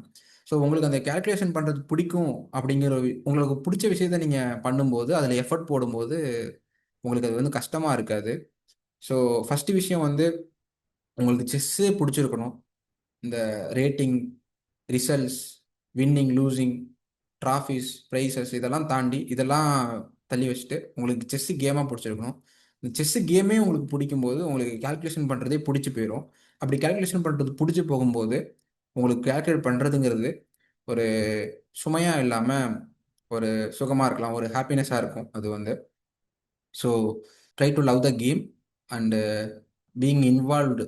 அதாவது நீங்கள் கால்குலேட் பண்ணுறது வந்து ரொம்ப இன்வால்வ்டாக பண்ணுங்கள். Love to calculate. ஸோ அதுதான் ரொம்ப இம்பார்ட்டன்ட். ஸோ உங்களுக்கு நிறைய பேர் கால்குலேஷனில் ஒர்க் பண்ணுறதுக்கு உங்களுக்கு முடியலை, லேசினஸாக இருக்குன்னா உங்களுக்கு செஸ்ஸு பிடிச்சிருக்காங்கிறது ஒரு கொஷின் மார்க் தான். ஸோ உங்களுக்கு உண்மையிலே செஸ்ஸு பிடிச்சிருக்கும் அப்படின்னா கண்டிப்பாக உங்களுக்கு கால்குலேஷன் பிடிக்கும். உங்களுக்கு கால்குலேஷன் உண்மையிலே பிடிக்கும் அப்படின்னா உங்களுக்கு கால்குலேஷன் பண்ணுறது வந்து கஷ்டமே இருக்காது. கஷ்டமே இருக்காதுன்னா அது உங்களுக்கு ஒரு ஹாப்பி ப்ராசஸாக இருக்கும், ஒரு பெயின்ஃபுல் ப்ராசஸாக இல்லாமல். அடுத்த விஷயம் சொல்கிறது வந்து பார்த்தீங்கன்னா, கேம்ஸை ஸ்டடி பண்ணுறது. ஸோ என்னோட ஸ்டார்டிங் இதில் பார்த்தீங்கன்னா, டாக்டிக்ஸ் சால்வ் பண்ணதாக இருக்கும். அப்புறம் வந்துட்டு நிறைய கேம்ஸ் ஆடினதா இருக்கும். அப்புறம் வந்துட்டு கேம்ஸ் ஸ்டடி பண்ணது. மை 60 மெமரபிள் கேம்ஸாக இருக்கட்டும், இல்லை அந்த இன்ஃபர்மேட்டரில் இருக்கிற கேம்ஸாக இருக்கட்டும், இல்லை அந்த செஸ் மேகசின்ஸாக இருக்கட்டும், இது எல்லாமே கேம்ஸ் தான். ஸோ நான் அப்போது வந்து டோர்னமெண்ட்ஸ்லாம் பார்த்தீங்கன்னா 3 days double round, 3 days single rounds அந்த மாதிரிலாம் நடந்துட்டு இருக்கும். அப்போது அந்த டைம் கிடைக்கும் போதெல்லாம் ரூமில் உட்காந்து போர்டில் புக்ஸ் எல்லாம் கொண்டு போவோம். அந்த இன்ஃபர்மேட்டர் புக்கு, அந்த ஒரு புக்லேயே வந்து நிறைய கேம்ஸ் இருக்கும் இல்லையா. ஸோ அந்த கேம்ஸை வச்சு பார்க்குறதே வந்து ஒரு ஒரு எனக்கெல்லாம் அதுவே ரொம்ப ஹாப்பினஸ்ஸாக இருக்கிற மாதிரி இருக்கும். அதுவே சூப்பராக இருக்கும். இந்த பீஸை நவுத்தி பார்க்குறது, அதில் கேம்ஸ் இருக்கும். அந்த கேம்ஸை வந்து வச்சு பார்க்கும்போது நிறைய ஜிஎம்ஸோட கேம்ஸ்லாம் இருக்கும். அவங்களோட ஐடியாஸை புரிஞ்சுக்க ட்ரை பண்ணுறது. ஓ, இந்த மூவுக்காக தான் இந்த ஐடியாக்காக தான் இந்த மூவ் வச்சுருக்காங்களா அப்படிங்கிறது வந்து கண்டுபிடிக்கும் போது ஒரு ஹாப்பினஸ் இருக்கும். ஸோ அவ்வளோ நான் அந்த ஸ்டடி பண்ணனா ரொம்ப டாப் டு பாட்டம் அப்படியே ரிசர்ச் பண்ணி ஸ்டடி பண்ணனான்னு கேட்டிங்கன்னா கண்டிப்பாக இருக்க வாய்ப்பு இல்லை. பட் ஆனால் அந்த டைமில் வந்து எனக்கு என்னால் எப்படி கேம் பார்க்க முடிஞ்சதோ நான் வந்து ரிப்பீட்டடாக அந்த கேம்ஸை பார்ப்பேன் நிறைய வாட்டி. ஸோ இப்போ வந்து உட்பெக்கர் மெத்தட் வந்து ஆக்சல் ஸ்மித் எழுதியிருக்காரு. பட் நான் வந்து 2010, 11, 12 அந்த டைம்லேயே வந்து நான் ஒரே கேம்ஸை நிறைய வாட்டி பார்க்குறதா இருக்கட்டும், ஒரே பொசிஷனை நிறைய வாட்டி பண்ணுறதா இருக்கட்டும். ஸோ அந்த உட்பெக்கர் ட்ரைனிங்கை வந்து நான் அப்போவே பண்ணியிருக்கேன் தெரியாமலே. ஸோ அந்த கேம்ஸை வந்து ஃபர்ஸ்ட் டைம் பார்க்கும்போது ஒரு ஐடியாஸ் மிஸ் பண்ணியிருப்போம். அதே கேம் இன்னொரு டைம் பார்க்கும்போது இன்னொரு ஐடியா தெரியும். ஓ! இதுக்காக தான் இந்த மூவ் ஆடிருக்காங்களா? அப்படிங்கிற மாரி. ஸோ நம்ம மெச்சூர்ட் ஆகி பார்க்கும்போது, அந்த ஒரே கேம்ல வந்து நெறைய டீட்டெயிலிங்ஸ் வந்து நம்மளால கண்டுபிடிக்க முடியும். ஸோ கேம் பார்க்கறதுங்கிறது வந்து ரொம்ப இம்பார்ட்டன்ட் ஃபேக்டர். இப்போ இருக்கிற பிளேயர்ஸ்ட்ட வந்து பார்த்தீங்கன்னா, நெறையா டாக்டிக்ஸ் சால்வ் பண்றாங்க. பட் ஆனா, கேம்ஸ் பார்க்கறதுக்கான இன்ட்ரெஸ்ட்டு கம்மியா இருக்கிற மாரி எனக்கு ஃபீலா இருக்கு. கேம்ஸ் நெறைய பார்க்கணும். அதுவும் போர்ட் காயின்ஸ்லயே முடிஞ்சா நெறைய பாருங்க. இந்த லேப்டாப்லாம் யூஸ் பண்ணாம, அந்த போர்ட் காயின்ஸ்ல வந்து அந்த அந்த பிரசன்ஸ ஃபீல் பண்ணுங்க. அது வந்து உங்களுக்கு அ பயங்கர ப்ளஷரபிளா இருக்கும். ஹேப்பியா இருக்கும். அதிலேயும் நீங்க அந்த ஐடியாஸ்லாம் கண்டுபிடிக்கும்போது, உங்களுக்கு இன்னுமே ஹேப்பியா இருக்கும். அந்த ஐடியாஸ நீங்க புரிஞ்சுக்க ட்ரை பண்ணும்போது, இனிமே சூப்பரா இருக்கும். நீங்க ஒரே கேம் நெறைய வாட்டி பாருங்க. உங்களுக்கு நெறையா ஐடியாஸ் ஓப்பன் ஆகும். டோர் ஓப்பன் ஆகும். ஸோ, அப்போ உங்களுக்கே வந்து அந்த ப்ராசஸ் வந்து ரொம்ப ஹேப்பியா இருக்கும். ஸோ, கேம் ஸ்டடி பண்றது வந்து ரொம்ப important point. Playing games. So, என்னோட ஜர்னில வந்து பார்க்கும்போது, சால்விங், கேம்ஸ் ஸ்டடி பண்ணத தாண்டி, நான் கேம்ஸ் எவ்வளோ ஆடினேங்கிறது வந்து ரொம்ப பெரிய ஃபேக்டரு. இப்போ இந்த ஃபிடே இதிலே போய் பார்த்தீங்க அப்படின்னா, இது வந்து ஃபிடேல வந்து இந்த ரேட்டிங் டோர்னமெண்ட்ஸோட கேம்ஸ் மட்டும் தான் வந்திருக்கும். ஸோ, அதுவே பார்த்தீங்கன்னா, கிட்டத்தட்ட பாருங்க 1230, 1200 கிட்டத்தட்ட ஒரு 2440 கேம்ஸ் கிட்ட இருக்கு. இது வந்து பார்த்தீங்கன்னா, வெறும் ரேட்டிங் டோர்னமெண்ட்ஸ் மட்டுமே. இந்த ரேட்டிங் டோர்னமெண்ட்ஸ் இல்லாம, ஸ்டேட் லெவல் டோர்னமெண்ட்ஸ் இருக்கு. அதெல்லாம் வந்து இதில கவுண்ட் ஆயிருக்காது. இதெல்லாம் வந்திருக்காது. ஸ்டேட் லெவல் டோர்னமெண்ட்ஸு, அப்புறம் ஃப்ரெண்ட்ஸ் கூட ஆடின கேம்ஸு, இந்த சொன்னேன் இல்லையா? என்னோட பிளேயிங் பார்ட்னர்ஸ் அவங்க கூட ஆடின கேம்ஸு. ஸோ இந்த மாரி கேம்ஸ்லாம் வந்து ரொம்ப இம்பார்ட்டன்ட். அது ஏன் பிளேயிங் அண்டு ட்ரையல் அண்ட் எரர்ன்னு போட்டிருக்கேன் அப்படின்னா, ஸோ அப்போ வந்து பார்த்தோம் அப்படின்னா, அம் ஒரு கேம் ஆடுறது, அந்த கேம்ல ஆடிட்டு அத பத்தி அந்த கேம்ல ஆடி ஒண்ணு ஜெயிப்போம், இல்லன்னா தோப்போம் இல்லையா? அந்த தோத்துட்டா, இப்போ நம்ம ஒரு பர்ட்டிகுலர் ஓப்பனிங் ஆடுறோம்னு வச்சுப்போம். அந்த ஓப்பனிங்ல ஒரு மூவ் தப்பு பண்றோம்னு வச்சுப்போம். ஆடி தோத்துருப்போம். அந்த கேம பத்தி யோசிச்சுட்டு, திரும்பி சேம் கலர்ல அதே ஓப்பனிங் ஆடும்போது, அப்போ வந்து ஓகே இந்த இடத்துல நம்ம இந்த மூவ் ஆடணும். அதுக்கு பதிலா இந்த மூவ் ஆடி பார்க்கலாம். என்ன ஆவுது? அப்படின்னு சொல்லிட்டு அந்த மூவ் ஆடி பார்க்குறது. அத அனலைஸ் பண்ணி பார்க்குறது. ஸோ இது மூலியமா கேம்ஸ் ஆடி, அது தோக்குறது மூலமா, அந்த ட்ரையல் அண்ட் எரர் மூலியமா கத்துக்கிறது. ஸோ த்ரூ அவுட் மை கெரியர்ல வந்து நெறைய கேம்ஸ் ஆடுனது வந்து ரொம்ப இம்பார்ட்டன்ட்டான விஷயம். அது ஃப்ரெண்ட்ஸ் கூட இருக்கலாம், ஃபெல்லோ பிளேயர்ஸா இருக்கலாம். அப்புறம் state level tournament, district tournaments, rating tournaments அந்த மாரி நெறையா இருக்கு. ஸோ பிளேயிங் கேம்ஸ் அது வந்து ரொம்ப இம்பார்ட்டன்ட்டான பாயிண்ட்டு. அனதர் இம்பார்ட்டன்ட் பாயிண்ட் வந்து பார்த்தோம் அப்டின்னா, பிளேயிங் மெனி டோர்னமெண்ட்ஸ். ஆ ஓகே செஸ் ட்ரெய்னிங் வேற, பிளேயிங் வேற. ஸோ நீங்க நல்லா ட்ரெயின் பண்ணது மட்டும் உங்களுக்கு பத்தாது. நீங்க நெறைய டோர்னமெண்ட்டும் ஆடுனா தான் உங்களுக்கு ரியல் டைம் எக்ஸ்பீரியன்ஸ் கிடைக்கும். பிரஷர் ஹேண்டில் பண்றது, டைம் மேனேஜ்மென்ட்டு, அப்புறம் இதெல்லாம் வந்து உங்களுக்கு கோச்சஸ் அட்வைஸ் பண்ணலாம். அந்த அட்வைஸ்லாம் பண்ணாலுமே கூட, நீங்க அத வந்து ஓனா எக்ஸ்பீரியன்ஸ் கத்துக்கிறது வந்து ரொம்ப இம்பார்ட்டன்ட். ஸோ நெறைய டோர்னமெண்ட் ஆடுறது வந்து ரொம்ப இம்பார்ட்டன்ட் ஃபேக்டர். ஸோ அப்போ வந்துட்டு யாஹ் நீங்க ரேட்டிங் டோர்னமெண்ட்டா இருக்கலாம். இல்லாட்டி ஸ்டேட் லெவல், டிஸ்ட்ரிக்ட் லெவல் டோர்னமெண்ட்ஸா இருக்கலாம். நெறைய டோர்னமெண்ட்ஸ் முடிஞ்ச அளவுக்கு ஆடுங்க. உங்களோட வீக் டேஸ்ல வீக் டேஸ்ல வந்துட்டு ட்ரெய்னிங் பண்ணுங்க. சால்விங், கேம்ஸ் பார்க்குறது, ஃப்ரெண்ட்ஸ் கூட கேம் ஆடுறது, அதெல்லாம் பண்ணுங்க. சாட்டர்டே, சண்டே வீக்கெண்ட்ல வந்து டோர்னமெண்ட் போங்க. அங்க டோர்னமெண்ட்ல போயிட்டு கேம்ஸ் விளையாடுங்க. அந்த கேம்ஸ் மூலியமா நீங்க ஜெயிப்பீங்க, தோப்பீங்க. அதுலேருந்து நீங்க கத்துக்கிட்டு, ட்ரையல் அண்ட் எரர் மூலமா கத்துக்கிட்டு, நீங்க இம்ப்ரூவ் பண்ணலாம். ஸோ வந்து என்னன்னா சிம்பிள். அ வீக் டேஸ்ல வந்துட்டு டாக்டிக்ஸ் சால்வ் பண்றது, கேம்ஸ் பார்க்குறது, ஃப்ரெண்ட்ஸுங்க கூட கேம் ஆடுறது. அப்புறம் வீக்கெண்ட் டைம்ல டோர்னமெண்ட்டுக்கு போயிட்டு, டோர்னமெண்ட்டோட எக்ஸ்பீரியன்ஸ கெயின் பண்றது. அதுலேருந்து க்ரோ பண்றது. ட்ரையல் அண்ட் எரர் பண்ணி, அதுலேருந்து க்ரோ பண்ணிக்கிறது. திரும்பி ரிப்பீட்டடா ட்ரெய்னிங் பண்றது. அப்புறம் கேம்ஸ் பார்க்குறது, டோர்னமெண்ட்ஸ் ஆடுறது. இது அப்படியே ரிப்பீட்டட் லூப்பா போயிட்டுருக்கும். ஸோ பிளேயிங் டோர்னமெண்ட்ஸ் வந்து அ ரொம்ப இம்பார்ட்டன்ட். ஸோ நிறைய டோர்னமெண்ட்ஸ் ஆடுறத நான் இம்பார்ட்டண்ட்டாக பார்க்குறேன் என்னோட ஜேர்னிலேருந்து. ஓகே, இப்போது கரண்ட் செஸ் சுச்சுவேஷனுக்கு வரலாம். இப்போ சுச்சுவேஷன் எப்படி இருக்குது அப்படின்னு பார்த்தோன்னா, நிறைய விஷயம் சேஞ்ச் ஆகிருக்கு. என்னன்னு பார்த்தோன்னா, இப்போ எஸ் டோர்னமெண்ட்ஸ் வைஸே வந்து இப்போது நிறைய சேஞ்சஸ் இருக்குது. முன்னாடி அப்போது ஃபிடே ரேபிட் ரேட்டிங்லாம் கிடையாது. இப்போது ஃபிடே ரேபிட் ரேட்டிங் டோர்னமெண்ட்ஸ்லாம் இருக்குது. இன்னும் டோர்னமெண்ட்ஸ் வந்து நிறைய நடக்குது. அப்போ முன்னாடியை விட இப்போ வந்து நிறைய டோர்னமெண்ட்ஸ் இருக்குது. அண்டு இன்னும் இம்பார்ட்டண்ட்டான ஃபேக்டர்லாம் பார்த்தோம் அப்படின்னா, செஸ் டோர்னமெண்ட்டுக்கும் ட்ரைனிங் பிளாட்ஃபார்முக்கும் இங்கே வந்து நிறைய கொட்டி கிடக்கு. இப்போ லைக் அந்த டைமில் வந்துட்டு ஆன்லைன் பிளாட்ஃபார்ம்லாம் எதுவும் இல்லை. மேபி செஸ் கியூப்னு ஒரு பிளாட்ஃபார்ம் இருந்தது. ஒரு இன்ட்ரெஸ்டிங்கான பிளாட்ஃபார்ம். இப்போ வந்து chess.com லீ செஸ்ன்னு வந்துருச்சு. உங்களுக்கு நிறையா ப்ளே பண்ணுறதுக்கே நிறையா ஆப்ஷன்ஸ் வந்து இப்போது இருக்குது. ஸோ நீங்கள் வீட்டில் இருந்தபடியே நீங்கள் டெய்லி வேர்ல்டில் இருக்கிற நல்ல பிளேஸ் கூட உங்களால் கேம்ஸ் ஆட முடியும். அதுலேருந்து கற்றுக்க முடியும்.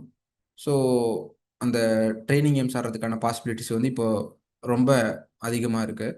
அண்டு டோர்னமெண்ட்ஸும் எவ்ரி வீக்கெண்டும் நிறைய டோர்னமெண்ட்ஸ் நடந்துகிட்டே இருக்குது. இதை தாண்டி ஒரு பெரிய மேஜர் சேஞ்ச் என்னன்னு பார்த்தோன்னா, அந்த கே வேல்யூவில் இருக்கிற சேஞ்சஸ் தான். இப்போது நான் விளையாடும்போது அந்த டைமில் வந்து பார்த்தீங்கன்னா, கே வேல்யூ வந்து 15 இருந்தது. இப்போ வந்து கே வேல்யூ வந்து 40 இருக்குது. அப்போது வந்து கே வேல்யூ 15 வந்து பார்த்தீங்க அப்படின்னா, ஒரு 400 பாயிண்ட்ஸ் இருக்கிறவங்கள அதிகமாக இருக்கிறவங்கள ஜெயிச்சா அப்படின்னா 13.6ஓ ஆர் 13.8ஓ இன்க்ரீஸ் ஆகும். இப்போ வந்து கே 40 இருக்கிறதுனால ஒரு 400 பாயிண்ட்ஸ் அதிகமாக இருக்கிறவங்கள ஜெயிச்சிங்கன்னா 36 பாயிண்ட் 37 பாயிண்ட் ஏறுது. ஸோ நார்மலாக பார்த்தாலே ஒரு ஹைலைட்டட் ஜெயிக்கும் போது இங்கே இப்போ வந்து பார்த்தீங்கன்னா ஒரு 30 பாயிண்ட்ஸ் வந்து ஈஸியாக ஏறிடுது. அந்த டைமில் வந்து கே 15ங்கிறதுனால ஒரு டோர்னமெண்ட்டில் 30-40 பாயிண்ட்ஸ், ஏன்னா ஒரு 400 பாயிண்ட்ஸ் அதிகமாக உள்ளவங்களை ஜெயிக்கிறதாலே ஒரு 13.6 அந்த மாதிரி இருந்ததுன்னா அந்த 39 பாயிண்ட்ஸ் ஏறுறதுக்கே ஒரு 3 கேம் ஜெயிக்கிற மாதிரி இருக்கும். ஸோ ஒரு டோர்னமெண்ட்டில் வந்து பார்த்தீங்கன்னா ஒரு 35-40 பாயிண்ட்ஸ் ஏற்றினாலே பெரிய விஷயம். அண்ட் 50லாம் ஏற்றிட்டா பயங்கரமான பெர்ஃபார்மன்ஸுங்கிற மாதிரி இருக்கும். இப்போ வந்து அந்த ரேட்டிங் பாயிண்ட்ஸ் வந்து ரொம்ப இன்ஃப்ளேட் ஆயிடுச்சுன்னு நினைக்கிறேன். இந்த கே 40ங்கிறதுனால உங்களுக்கு ஈஸியாக பாயிண்ட்ஸ் கூடவும் செய்யுது, ஈஸியாக பாயிண்ட் குறையவும் செய்யுது. ஸோ நீங்கள் அப்போ எடுத்து பார்த்தீங்க அப்படின்னா, ஸோ நீங்கள் என்னோட என்னோட ரேட்டிங் ப்ராக்ரஸே பார்த்தீங்க அப்படின்னா, இந்த கே 15 இருக்கிற வரைக்கும் ஓகே, இதெல்லாம் நிறைய ஜம்ப் இருக்கிற மாதிரி இருக்குது. 1500, 1551, 1612 இதெல்லாம் நிறைய ஜம்ப் இருக்கிற மாதிரி இருக்குது. பட் ஆனால் கேம்ஸ் நிறையா டோர்னமெண்ட்ஸ் நிறையா ஆடினதுனால அந்த பெரிய ஜம்ப் இருக்கிற மாதிரி இருக்குது. பார்த்தீங்கன்னா ரேட்டிங் வந்து ரொம்ப கிராஜுவலாக தான் ரைஸ் ஆகிருக்கும். 1720 இது மாதிரி 1742 ரொம்ப அஹ், ரொம்ப ஹை, ஒரு டக்குன்னு ஜம்ப் இல்லாமல் கிராஜுவல் ஜம்ப்பாக தான் இருக்கும். அது வந்து பார்த்தீங்கன்னா 1915 வரைக்கும். அப்புறம் வந்து பார்த்தீங்கன்னா இந்த 2014 டைமில் தான் வந்து இந்த கே 40 என்ட்ரு ஆகுது. இந்த கே 40 என்ட்ரு ஆகும்போது பார்த்தீங்கன்னா எனக்கும் பார்த்தீங்கன்னா பயங்கர ஸ்லிப்லாம் இருக்கும். லைக் இங்கே பார்த்தீங்கன்னா 1925 இருக்குது, அதுலேருந்து 1861, 1915, அப்புறம் திரும்பி 1815லேருந்து 1937 ஆயிருக்கு. அப்படியே பார்த்தீங்க அப்படின்னா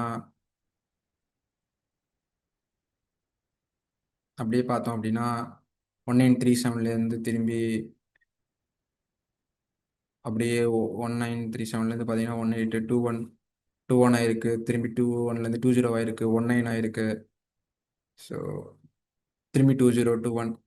ஸோ இந்த மாதிரி பயங்கர கே 40 வந்து உங்களை வந்து ஹையாகவும் ஜம்ப் பண்ண வைக்கும், அதே மாதிரி கீழே ஹையாகவும் கீழே போக வைக்கும்.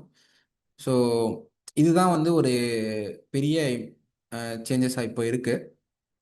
அண்டு இதில் வந்து இந்த கரண்ட் சுச்சுவேஷனில் வந்து பார்த்தீங்கன்னா இந்த கே ஃபேக்டர் இருக்கிறதுனால பெரிய ஜம்பும் பெரிய டிப்பும் இருக்கிறதுனால பிளேயர்ஸுக்கு வந்து ஒரு பெரிய ஜம்ப் ஆகும்போது அஹ், அளவு கடந்த எக்ஸைட்மெண்ட்டும் அதே மாதிரி டிப் ஆகும்போது ஒரு ஒரு சேட்னஸும் வருது. இது வந்து பிளேயர்ஸோட மைண்ட் செட்டை வந்து பயங்கரமாக அஃபெக்ட் பண்ணுது. எனக்கும் கண்டிப்பாக அது இருந்திருக்கும் இல்லைங்களா? ஸோ அந்த அந்த ஃப்ளக்சுவேஷன்னால் ஒரு டைம் ரேட்டிங் கூடினதுக்கப்புறம் ஒரு எக்ஸைட்மெண்ட்டும், ரேட்டிங் டிப் ஆனதுக்கப்புறம் ஒரு சேட்னஸும் இருக்கிறதுனால மாற்றி மாற்றி அது நடந்துகிட்டே இருக்கிறதுனால ஐ திங்க் பிளேயர்ஸோட கான்ஃபிடென்ஸ் வந்து பிரேக் ஆகிறதுக்கான சான்சஸ் இருக்குது. ஏன்னா அவங்களோட ஸ்டெபிலிட்டி இல்லைங்கிறதுனால அவங்களுடைய பிளேயிங் மேலே அவங்களுக்கு டவுட்ஸ் வரலாம், இதெல்லாம் வரலாம். ஸோ நீங்கள் பிளேயராக என்ன புரிஞ்சுக்கணும் அப்படின்னா, செஸ்ஸு வந்து அஹ், இந்த ரேட்டிங்கு, இந்த ட்ராஃபிஸ் இதெல்லாம் வந்து தள்ளி வச்சிருங்க. இது இம்பார்ட்டன்ட் கிடையாது. வந்து செஸ்ஸு உங்களுக்கு பிடிக்கணும், அந்த கேமை நீங்கள் என்ஜாய் பண்ணணும், அதுதான் ரொம்ப இம்பார்ட்டண்ட்டான விஷயம். அந்த விஷயம் தான் ரொம்ப இம்பார்ட்டன்ட். இந்த ரேட்டிங்கு இதெல்லாம் விட உங்களுக்கு கேம் எந்த அளவுக்கு பிடிக்குது, அதை நீங்கள் எந்த அளவுக்கு கற்றுக்குறீங்க, அந்த கேம் வந்து உங்களை எந்த அளவுக்கு ஃபன்னாக இருக்குது, எக்ஸைட்டடாக இருக்குங்கிறது தான் ரொம்ப இம்பார்ட்டன்ட். ஸோ நீங்கள் வந்துட்டு இப்போது நீங்கள் வந்து செஸ்ஸில் வந்து அந்த ஸ்கில்லை கற்றுக்கிறதுக்கு இப்போது எனக்கு வந்து அந்த 450 கேம்ஸ் ஆடிருக்கேன் அப்படின்னா கண்டிப்பாக உங்களுக்கும் அதே மாதிரி நிறைய கேம்ஸ் ஆடணும். அதுதான், அப்படி ஆடும்போது தான் உங்களுக்கு அந்த ஸ்கில்ஸு, எக்ஸ்பீரியன்ஸு எல்லாமே கெயின் ஆகும். பட் என்ன ஒரு பிரச்சனை ஆகுதுன்னா இப்போ இருக்கிற பிளேயர்ஸ்க்கு, அவங்க வந்து ரேட்டிங் வந்து ஹை ஜம்ப் பண்ணுறதுனாலையும் திரும்பி டிப் ஆகுறதுனாலையும் அவங்களுக்கு வந்து மென்டலி மூட்ஸே வந்து ஃப்ளக்சுவேட் ஆகிட்டே இருக்குது. தே லூஸ் கான்ஃபிடென்ஸ், தே ஃபீல், அதாவது செஸ்ஸை என்ஜாய் பண்ணுறத தாண்டி இந்த ரேட்டிங்னால தே ஃபீல் சேட்னஸ் அப்படிங்கிற மாதிரி தான் இருக்குது. ஸோ நீங்கள் என்ன ஒரு விஷயம் புரிஞ்சுக்கணுன்னா, ரேட்டிங் வந்து உங்களுக்கு கூடும், நீங்கள் ரேட்டிங் கூடி ஹை ரேட்டட் பிளேயராக மாறுவீங்க. உங்களுக்கு என்ன நீங்கள் ஒரு விஷயம் புரிஞ்சுக்கணும் அப்படின்னா, நீங்கள் எப்படி வந்து லோவர் ரேட்டடாக இருக்கும்போது ஹை ரேட்டட் ஜெயிச்சு ரேட்டிங் இன்க்ரீஸ் பண்ணீங்களோ, அதே மாதிரி நீங்கள் ஹை ரேட்டடாக இருக்கும்போது உங்களையும் லோ ரேட்டட் ஜெயிப்பாங்க, ரேட்டிங் இன்க்ரீஸ் பண்ணுவாங்க. ஸோ நீங்கள் அப்படியே ஜெயிச்சுக்கிட்டு மட்டுமே போயிட்டு இருக்க முடியாது. ஸோ நீங்களும் லோ ரேட்டராக இருக்கும்போது ஜெயிச்சதுனால உங்களையும் லோ ரேட்டராக இருக்கிறவங்க ஜெயிக்கிறதுக்கான வாய்ப்பு இருக்க தான் செய்யுது. அதை நம்ம ஃபஸ்ட்டு புரிஞ்சுக்கிட்டு நீங்கள் என்ன பண்ணணும் அப்படின்னா, கேமை வந்து எல்லா கேமுமே நம்ம வந்து வின் பண்ணி தான் ஆகணுங்கிறது எல்லாருக்குமே ஒரு ஆசை இருக்கும். ஆமாம், கண்டிப்பாக. பட் ஆனால் அந்த கேமோட சுச்சுவேஷன் வந்து எல்லா கேமும் வின் பண்ணுறதுக்கான பாசிபிலிட்டிஸ் இருக்காது. அதனால என்ன பண்ணுவீங்க அப்படின்னா, அந்த கேமை வந்து ஓவர் புஷ் பண்ணி தோக்க ட்ரை பண்ணுவீங்க. இப்போது இதில் என்ன விஷயம் வந்து பாயிண்டாக இருக்குன்னு பார்த்தோம் அப்படின்னா, நீங்கள் வந்து விளையாடுறது வந்து ஒரு பொசிஷன் விளையாடிட்டு இருக்கீங்க. அந்த பொசிஷனில் வந்துட்டு அஹ், அந்த பொசிஷன் இருக்கு. அந்த பொசிஷனை வந்து நீங்கள் வின்னுக்கு ஆடணுமா, டிராவுக்கு ஆடணுமாங்கிறத நீங்கள் எதை வச்சு டிசைட் பண்ணுறீங்கன்னா, உங்களோட ஆப்போனண்ட்டை வச்சு தான் டிசைட் பண்ணுறீங்க. உங்கள் ஆப்போனண்ட்டோட ரேட்டிங் கம்மியாக இருந்தால் நீங்கள் எப்படி யோசிக்கிறீங்க அப்படின்னா, நீங்கள்னு இல்லை, நானுமே அப்படி தான் யோசிச்சிருப்பேன். அந்த தப்பு பண்ணதுனால தான் இப்போ சொல்கிறேன். எப்படி யோசிப்போம் அப்படின்னா, நம்ம வந்து அந்த லோ ரேட்டர் கூட தோத்துட்டா நம்மளுக்கு ரேட்டிங் குறையும். ஸோ லோ ரேட்டர் கூட ட்ரா பண்ணிட்டா நம்மளுக்கு ரேட்டிங் குறையும். அப்படிங்கிறதுனால வின்னுக்கு விளையாடுறேங்கிற பேரில் ஓவர் புஷ் பண்ணி தோக்கிறதுக்கும் வாய்ப்பு இருக்குது. சில பேர் வந்து கேமில் பெருசாக இன்ட்ரெஸ்ட் இல்லாமல் இருக்கும்போது டாக்டிக்ஸ் பிளண்டர் பண்ணுவாங்க. அந்த மாதிரி பிளண்டர் பண்ணி தோத்துட்டு எனக்கு ஓப்பனிங் தெரில, என் கேம் தெரில, தோத்துட்டுன்னு சொல்லுவாங்க. அதெல்லாம் வந்து ரொம்ப பெரிய எக்ஸ்கியூஸ் அதெல்லாம். ஸோ உங்களுக்கு உண்மையிலேயே தெரியும் எதனால் தோத்தீங்க அப்படின்னு. நீங்கள் வந்து பேரண்ட்ஸுக்கு பயந்து, கோச்சஸ்க்கு பயந்து you tell some reasons. So being honesty வந்து ரொம்ப ரொம்ப இம்பார்ட்டன்ட். ஸோ உங்களுக்கு ஒரு விஷயம் நீங்கள் தப்பு பண்ணது என்னன்னு சொல்லிட்டு உங்களுக்கு ஜென்யூனாக தெரியும். அந்த தப்பை வந்து ஜென்யூனாக அக்செப்ட் பண்ணிக்கிட்டு அதை வந்து இம்ப்ரூவ் பண்ண தான் ட்ரை பண்ணணுமே தவிர, எக்ஸ்கியூஸ், தேவையில்லாமல் எக்ஸ்கியூஸ் சொல்லி நீங்கள் தப்பிக்க ட்ரை பண்ணக்கூடாது. ஓகேவா? ஸோ ஃபஸ்ட்டு நீங்கள் என்ன புரிஞ்சுக்கணும் அப்படின்னா, நீங்கள் விளையாடும்போது கேமை வந்து அந்த பொசிஷனை வந்து opponent high rata, lower rata எதுவாக இருந்தாலும் அதை இக்னோர் பண்ணிவிட்டு உங்களால் அந்த பொசிஷன் உண்மையிலேயே வின் பண்ண முடியும் அப்படிங்கிற கான்ஃபிடென்ட் இருந்ததுன்னா அதை வச்சுட்டு நீங்கள் வந்து வின் பண்ணுறதுக்கு ட்ரை பண்ணுங்கள். அப்படி நீங்கள் ஒருவேளை வின் பண்ணுறதுக்கு ட்ரை பண்ணி தோத்தாலுமே யூ கேன் லேர்ன். அதை விட்டுட்டு ஆப்போனண்ட் ரேட்டிங்கை வச்சு ஜட்ஜ் பண்ணிவிட்டு வின்னுக்கும் ட்ராவும் பண்ணுறது வந்து சரி கிடையாது. அதுக்கு பதிலாக உங்களோட கேமு, அந்த கேமில் பொசிஷன் அதை என்ன டிமாண்ட் பண்ணுது, அதை உங்களால் வின் பண்ண முடியும்னு உங்களுக்கு கான்ஃபிடென்ட் இருந்ததுன்னா அதை நீங்கள் விளையாடி வின் பண்ண ட்ரை பண்ணலாம். சப்போஸ் அதில் தோத்தாலும் நீங்கள் கற்றுக்கலாம். அப்புறம் இந்த செஸ் ட்ரைனிங்கை தாண்டி இன்னும் இம்பார்ட்டண்ட்டான விஷயம் அப்படின்னு என்னன்னு பார்த்தோன்னா, நீங்கள் செஸ்ஸை பற்றி சீரியஸாக யோசிக்கிறது வந்து ரொம்ப இம்பார்ட்டன்ட். இப்போது டோர்னமெண்ட் ஆடுறோம், கேம் ஆடுறோம். இப்போ இருக்கிற பிளேயர்ஸ்லாம் இப்போ இருக்கிற ஜென்ரேஷன் பிளேயர்ஸ்லாம் என்னன்னா டோர்னமெண்ட் ஆடுறாங்க, கேம் ஆடுறாங்க, ஜெயிக்கிறாங்க. ஜெயிச்சிட்டா ரொம்ப எக்ஸைட்டட் ஆகி சுத்திட்டு இருக்காங்க. தோத்துட்டா ஐயோ ரேட்டிங் குறையுதுன்னு சொல்லிட்டு உட்காந்து சோகமா இருக்காங்க. அது 2மே தப்பு தான். அது இல்லாம நீங்க வின் பண்றீங்களோ, இல்ல தோக்குறீங்களோ, நீங்க உட்காந்துட்டு அந்த கேம பத்தி யோசிக்கணும். இந்த கேம்ல நம்ம வந்து என்ன தப்பு பண்ணியிருக்கோம்? என்ன பெட்டரா பண்ணியிருக்கலாம்? அ இந்த கேமோட லேர்னிங் என்ன இருந்தது? இந்த கேம் நம்ம எந்த இன்டென்ஷன்லலாம் ஆடியிருக்கோம்? என்ன மாரியெல்லாம் இத நம்ம வந்து இம்ப்ரூவ் பண்றதுக்கு யூஸ் பண்ணிக்கலாம்? அப்படின்னு அந்த கேம பத்தி நீங்க யோசிக்கணும். ஸோ இப்படி கேம பத்தி நீங்க யோசிக்கிறதுனால, அ நீங்க வந்து ஆட்டோமேட்டிக்கா வந்து உங்களுக்கு குரோத் இருக்கும் ஆக்சுவலி. ஸோ ட்ரெய்னிங் ட்ரெய்னிங் எந்த அளவுக்கு இம்பார்ட்டன்ட்டோ, அதே மாரி நீங்க விளையாண்ட கேம பத்தி யோசிக்கிறது வந்து ரொம்ப ரொம்ப இம்பார்ட்டன்ட். ஸோ வெறுமனே நீங்க கேம் முடிச்சுட்டு உங்க ஆப்பனன்ட் கூட அனலைஸ் பண்றதா இருக்கலாம். ஆப்பனன்ட் கூட அனலைஸ் பண்ணினாலுமே வந்து, அந்த கேம்ல வந்து என்ன தப்பு நடந்தது? என்ன சரியா பண்ணியிருக்கலாம்? என்ன இம்ப்ரூவ் பண்ணணும்? என்ன டவுட்ஸ் உங்களுக்கு இருந்தது? என்னலாம் தெரியாத மாரி சிச்சுவேஷன் உங்களுக்கு இருந்தது? இதெல்லாம் நீங்க நோட் பண்ணி வச்சுட்டு இருந்தீங்கன்னா, நீங்க வந்து அடுத்து உங்களோட கோச்சஸ்ட்டயோ, உங்களோட மென்டார்ஸ்ட்டயோ வந்து அ அனலைஸ் பண்றதுக்கும், டிஸ்கஸ் பண்றதுக்கும் ஹெல்ப்ஃபுல்லா இருக்கும்.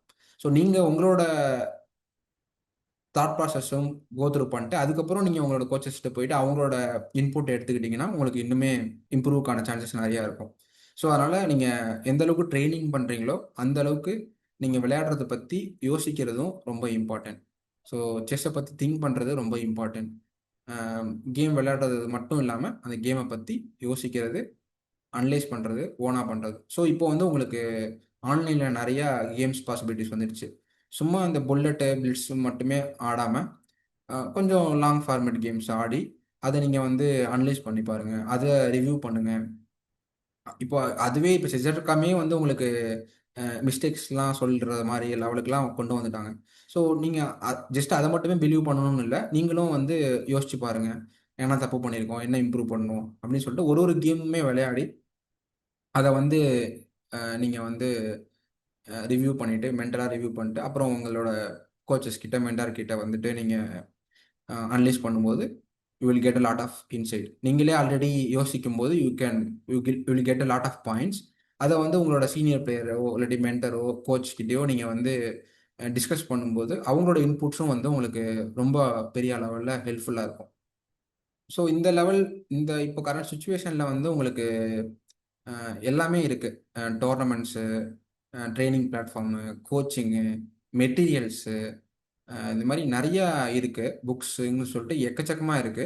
ஆனா, அ இந்த கேம்ல இருக்கிற இன்ட்ரெஸ்ட்டும், கேம் மேல இருக்கிற லவ்வும் தான் கம்மியா இருக்கிற மாரி நான் ஃபீல் பண்றேன். யூ நீங்க நெறையா அட்டாச்டு வித் ரிசல்ட்ஸ் அந்த ரேட்டிங் பாயிண்ட்ஸ் கூட இருக்கிறதுனால, அது வந்து உங்களுடைய அ மைண்ட் செட்ட அஃபெக்ட் பண்றது. மைண்ட் செட்ட அஃபெக்ட் பண்றதுனால, உங்களோட ஃபோக்கஸ்லாம் மிஸ் ஆவுது. நான் ஃபீல் பண்றேன். So, just a love the game, focus on game. அந்த ரேட்டிங் பாயிண்ட்ஸ் அதெல்லாம் விட்டு. ஸோ, அதனால வந்துட்டு நெக்ஸ்ட்டு நீங்க வந்து புரிஞ்சுக்க வேண்டியது என்னன்னா, நீங்க நெறைய கேம்ஸ் ஆடுனா தான் நீங்க கத்துக்க முடியும். நீங்க அதுக்குன்னு ரேட்டிங் கூட போயிட்டு எனக்கு ரேட்டிங் கூட வந்ததுக்கப்புறம் பயந்துட்டு டோர்னமெண்ட்ஸே ஆட மாட்றாங்க. அந்த மாரிலாம் நான் பார்த்துருக்கேன். ஸோ, ரேட்டிங்னா மொதல்ல புரிஞ்சுக்கோங்க. ரேட்டிங்னா குறைய தான் செய்யும். ஏற தான் செய்யும். அத வந்து நம்ம என்ன பண்ணாலும் நம்மளால மாத்த முடியாது. அது வந்து இம்பார்ட்டன்ட்டும் கிடையாது. ஸோ, ரேட்டிங்கோட உங்கள அட்டாச் பண்ணிக்காம, உங்களோட ஸ்கில்லுல நீங்க ஃபோக்கஸ் பண்ணுங்க. ஸோ, நீங்க வந்து உங்களோட ஸ்கில்ல கேம் இம்ப்ரூவ் பண்ணும்போது, இந்த ரேட்டிங் ஃப்ளக்சுவேஷன்லாம் ஒரு இடத்துல ஸ்டாப் ஆயிரும். நீங்க வந்து குரோத்த நோக்கி போயிட்டு இருக்கலாம். ஸோ, இதெல்லாம் வந்து நான் இந்த கரண்ட் சிச்சுவேஷன்ல பார்க்குற ப்ராப்ளம். இந்த ப்ராப்ளத்த நீங்க வந்து ஓவர் கம் பண்ணிட்டீங்கன்னா, உங்களுக்கு இருக்கிற ஆக்சஸிபிளுக்கு நீங்க நெறைய செஸ்ஸ கத்துக்கலாம். ஆ ஒ இன் உங்களுக்கு இப்போதைக்கு என்ன தேவைன்னா, மெட்டீரியல்ஸ், டோர்னமெண்ட்ஸு, ட்ரெய்னிங் பிளாட்ஃபார்ம் எல்லாமே இருக்கு. உங்களோட லவ் ஃபார் தி கேமும், அப்புறம் எஃபர்ட் இது தான் இம்பார்ட்டன்ட். இது இருந்துட்டாலே இப்போ உங்களால ஈஸியா குரோ பண்ண முடியும். ஸோ கடைசியா என்ன பார்த்தோம்? கடைசியா என்ன சொல்ல விரும்புறேன் அப்டின்னா, நம்மளோட என்னோட ஜர்னிலேருந்து நான் உங்களுக்கு அந்த ட்ரெய்னிங் இதெல்லாம் சொன்னேன். ஒண்ணு வந்து ஃபஸ்ட்டு அந்த கேமை லவ் பண்ணுறது, அந்த கேமில் கற்றுக்கிறதுக்கான க்யூரியாசிட்டியோட இருக்கிறது. ஸோ வெறுமனே டிராஃபிக்ஸ் ஜெயிக்கிறதையும், டோர்னமெண்ட் வின் பண்ணுறதையும், ரேட்டிங் இன்க்ரீஸ் பண்ணுறத மட்டுமே ஃபோக்கஸ் பண்ண அது மட்டுமே நினைக்காம கேமை லவ் பண்ணுங்கள். கேமை வந்து அதில் கற்றுக்கிறத வந்து எம்ப்ரேஸ் பண்ணுங்கள். அதை வந்து நிறைய ஃபோக்கஸ் பண்ணுங்கள். ட்ராஃபிஸ் ரேட்டிங்ஸ்லாம் வரும். நீங்கள் ஒன்ஸ் கேமை லவ் பண்ண ஆரம்பிச்சிட்டிங்கன்னா இந்த கேமில் இருக்கிற சின்ன சின்ன நியூயான்சஸ்லாம் உங்களுக்கு பிடிக்க ஆரம்பிச்சிடும். ஸோ கால்குலேஷன் ஒரு பிக் பார்ட். ஸோ கால்குலேஷன் வந்து பண்ணுறதுக்கு எஃபர்ட் போடுறது உங்களுக்கு வந்து அது பிடிச்சிருக்கிறங்க ரீசன்னால நீங்கள் வந்து அது உங்களுக்கு பெரிய சுமையாக இல்லாமல் நீங்கள் ஹாப்பியாக அந்த கால்குலேஷனுக்கு எஃபர்ட்டை போட முடியும். ஸோ நீங்கள் நிறையா பொசிஷன் சால்வ் பண்ணுறதுக்கு இப்போ நிறையா இருக்குது. செஸ்.காமில் இருக்கிற பொசிஷன்ஸ் நிறையா இருக்குது. ஏகப்பட்ட புக்ஸ் இருக்குது. எந்த புக் வேணாலும் எடுத்து பொசிஷன் எடுத்து சால்வ் பண்ணுங்கள். இந்த புக் பண்ணணுமா அந்த புக் பண்ணணுமான்னு கேட்கவே தேவையில்ல. ஜஸ்ட்டு பொசிஷன் எடுத்து சால்வ் பண்ணுங்கள், கேல்குலேட் பண்ணுங்கள். Just love to calculate. மூணாவது விஷயம் வந்துட்டு கேம் ஸ்டடி பண்ணுறது. ஸோ நிறைய கேம்ஸ் பாருங்கள். இப்போ வந்து இன்னும் ஆக்சசிபிள் வந்து நிறைய ஆயிடுச்சு. இப்போ வந்து நேத்திக்கு ஆடின கேம்ஸை கூட ஆன்லைனில் இப்போ பார்க்க முடியுது. அதுவும் பெரிய பெரிய பிளேயர்ஸ், வேர்ல்டு டாப் பிளேயர்ஸ் ஆடின கேம்ஸை வந்து உங்களால் இப்போ லைவ்ல பார்க்க முடியுது. அடுத்த நாளே பார்க்க முடியுது. இப்போ இன்ஃபர்மேட்டர்லாம் வந்து எப்பயோ இருக்கிற கேம்ஸை கலெக்ட் பண்ணி கொஞ்சம் லேட்டராக போடுவாங்க. இப்போ வந்து உங்களுக்கு டேட்டா பேஸ் வந்துடுச்சு, லைவ் கேம்ஸ் வந்துடுச்சு. லைவாகவே ஃபாலோ பண்ணிருக்கும் போது நிறைய கற்றுக்க முடியும். ஸோ நிறைய கேம்ஸ் பாருங்கள், நிறைய டைம் ஸ்பெண்ட் பண்ணுங்க கேம்ஸ் பார்க்குறதுல. நிறைய போர்டு அண்ட் காயின்ஸ் யூஸ் பண்ணுங்கள் கேம்ஸ் பார்க்குறதுக்கு. நிறைய எக்கச்சக்க மெட்டீரியல்ஸ் வந்துடுச்சு, நிறைய டோர்னமெண்ட்ஸ் நடந்துட்டுருக்கு. அதெல்லாம் கேம்ஸை ஃபாலோ பண்ணுங்கள். அப்புறம் playing games and trial and error. So நிறைய இப்போ ஆன்லைன் பிளாட்ஃபார்ம் வந்துச்சு. உங்களோட ஃப்ரெண்ட்ஸ் இருப்பாங்க, ஃப்ரெண்ட்ஸை கூப்பிடுங்க விளையாடுறதுக்கு. உன்னோட விஷயம் அவனுக்கு தெரிஞ்சிடும், அவனோட விஷயம் உனக்கு தெரிஞ்சிடும், அப்படிலாம் எதுவுமே இல்லாமல் எல்லாரும் சேர்ந்து க்ரோ பண்ணுறதுக்கு பாருங்கள். உங்களோட ஒரு விஷயம் வந்து உங்களோட ஃப்ரெண்ட்ஸுக்கு தெரிய போகிறதுனால அதனால நீங்கள் பெருசாக தோக்க போகிறது கிடையாது. ஏன்னா உங்களோட ஃப்ரெண்டை வந்து நீங்கள் 1000 டைம்ஸில் 1000 டோர்னமெண்ட்ஸில் ஏதோ 1 or 2 டைம்ஸ் தான் ஃபேஸ் பண்ண போகிறீங்க. ஏன்னா இந்த நிறைய பிளேயர்ஸ் இருக்காங்க. ஸோ உங்கள் ஃப்ரெண்ட்ஸு கிட்ட வந்து உங்களோட சீக்ரெட் தெரியறதுனால பெருசாக எதுவும் இதாகிட போகிறது இல்லை. அப்படி சீக்ரெட்டும் ஒன்றும் இல்லை. ஸோ செஸ்ஸு வந்து நிறையா இருக்குது, காம்ப்ளெக்ஸான கேமு. ஸோ அதனால் சீக்ரெட்டுன்னு பெருசாலாம் இந்த லெவலுக்கு இல்லை. ஸோ அதனால் நீங்கள் வந்து உங்களோட ஃப்ரெண்ட்ஸு ஆன்லைனில் விளையாடக்கூடிய பாசிபிலிட்டிஸ் இருக்குது. ஃப்ரெண்ட்ஸை கூப்பிட்டு விளையாடுங்க. இப்போது நீங்கள் உங்களோட ஆன்லைன் கேம்ஸில் நீங்கள் நிறைய கற்றுக்கிட்ட வந்து எக்ஸிக்யூட் பண்ணி பார்க்கலாம், ட்ரையல் அண்ட் எரர் பண்ணி பார்க்கலாம். தோத்தாலும் பிரச்சனை இல்லை, கற்றுக்கலாம், அனலைஸ் பண்ணலாம். ஸோ அதை பண்ணுங்கள். டோர்னமெண்ட்ஸ் நிறையா ஆடுறது. ஸோ நிறைய டோர்னமெண்ட்ஸ் ஆடுங்க. ரிசல்ட்ஸை வந்து ஃபோக்கஸ் பண்ணாதீங்க. ரேட்டிங் ப்ளஸ் ஆகுது மைனஸ் ஆகுது அப்படிங்கிறதெல்லாம் ஃபோக்கஸ் பண்ணாமல் நிறைய கேம்ஸ் ஆடுங்க. கிளாசிக்கல் கேமு கூட நீங்கள் நிறைய ஆட தேவையில்ல. அதை கூட நீங்கள் நிறையா ட்ரைனிங் கேம்ஸாக நீங்கள் ஃப்ரெண்ட்ஸ் கூட ஆடிட்டு, கிளாசிக்கல் கேம்ஸ் டோர்னமெண்ட்ஸை வந்து செலக்டிவ் ஆடிட்டு, உங்களுக்கு வந்து இப்போ ரேபிட் ரேட்டிங் டோர்னமெண்ட்ஸ் நிறையா நடக்குது, ஸ்டேட் லெவல் டோர்னமெண்ட்ஸ் நிறையா நடக்குது. ஸோ எவ்ரி வீக்கெண்ட் நடந்துக்கிட்டே இருக்குது. ஸோ ரேபிட் ரேட்டிங்லாம் பெருசாக நீங்கள் கன்சிடரேஷன் பண்ணாமல் அதை வந்து உங்களோட ட்ரைனிங் டோர்னமெண்ட்டாக எடுத்துக்கிட்டு அதில் வந்து நீங்கள் ட்ரையல் அண்ட் எரர் பண்ணி கற்றுக்கோங்க. தோத்தா பிரச்சனை கிடையாது, ரேட்டிங் போனால் பிரச்சனை கிடையாது. So focus on learning and focus on improving your game. Focus on focus on chess other then ratings. இந்த ப்ரைஸஸ்லாம் விட்டுட்டு கேமில் எப்படி இம்ப்ரூவ் பண்ணுறது, கேமில் எப்படி கற்றுக்கிறது, அதை மட்டும் மட்டும் யோசிங்க. அப்புறம் இம்பார்ட்டண்டான விஷயம், நீங்கள் விளையாடுற கேம்ஸை பற்றி நிறைய திங்க் பண்ணுங்கள். என்ன தப்பு பண்ணீங்க, என்ன இம்ப்ரூவ் பண்ணியிருக்கலாம், என்ன பெட்டராக ஆடிருக்கலாம் அப்படிங்கிற விஷயத்த வந்து நீங்களே ஃபஸ்ட்டு யோசிங்க. அதுக்கப்புறம் உங்களோட கோச்சஸ்கிட்ட போயிட்டு அதை டிஸ்கஸ் பண்ணுங்கள். You get lot of insights. So question solve பண்ணுங்கள், கேம் ஸ்டடி பண்ணுங்கள், ட்ரைனிங் கேம்ஸில் ட்ரையல் அண்ட் எரர் பண்ணுங்கள், அண்ட் நிறைய டோர்னமெண்ட்ஸ் ஆடுங்க. ஸோ இதையே ரிப்பீட் பண்ணுங்கள். கொஷின் சால்வ் பண்ணுறது, கேம் ஸ்டடி பண்ணுறது, ட்ரைனிங் கேம்ஸ் ஆடுறது, டோர்னமெண்ட் ஆடுறது, ரிப்பீட். ஸோ இந்த ரிசல்ட்ஸு ரேட்டிங்கு எல்லாத்தையும் விட்டுட்டு just focus on the process.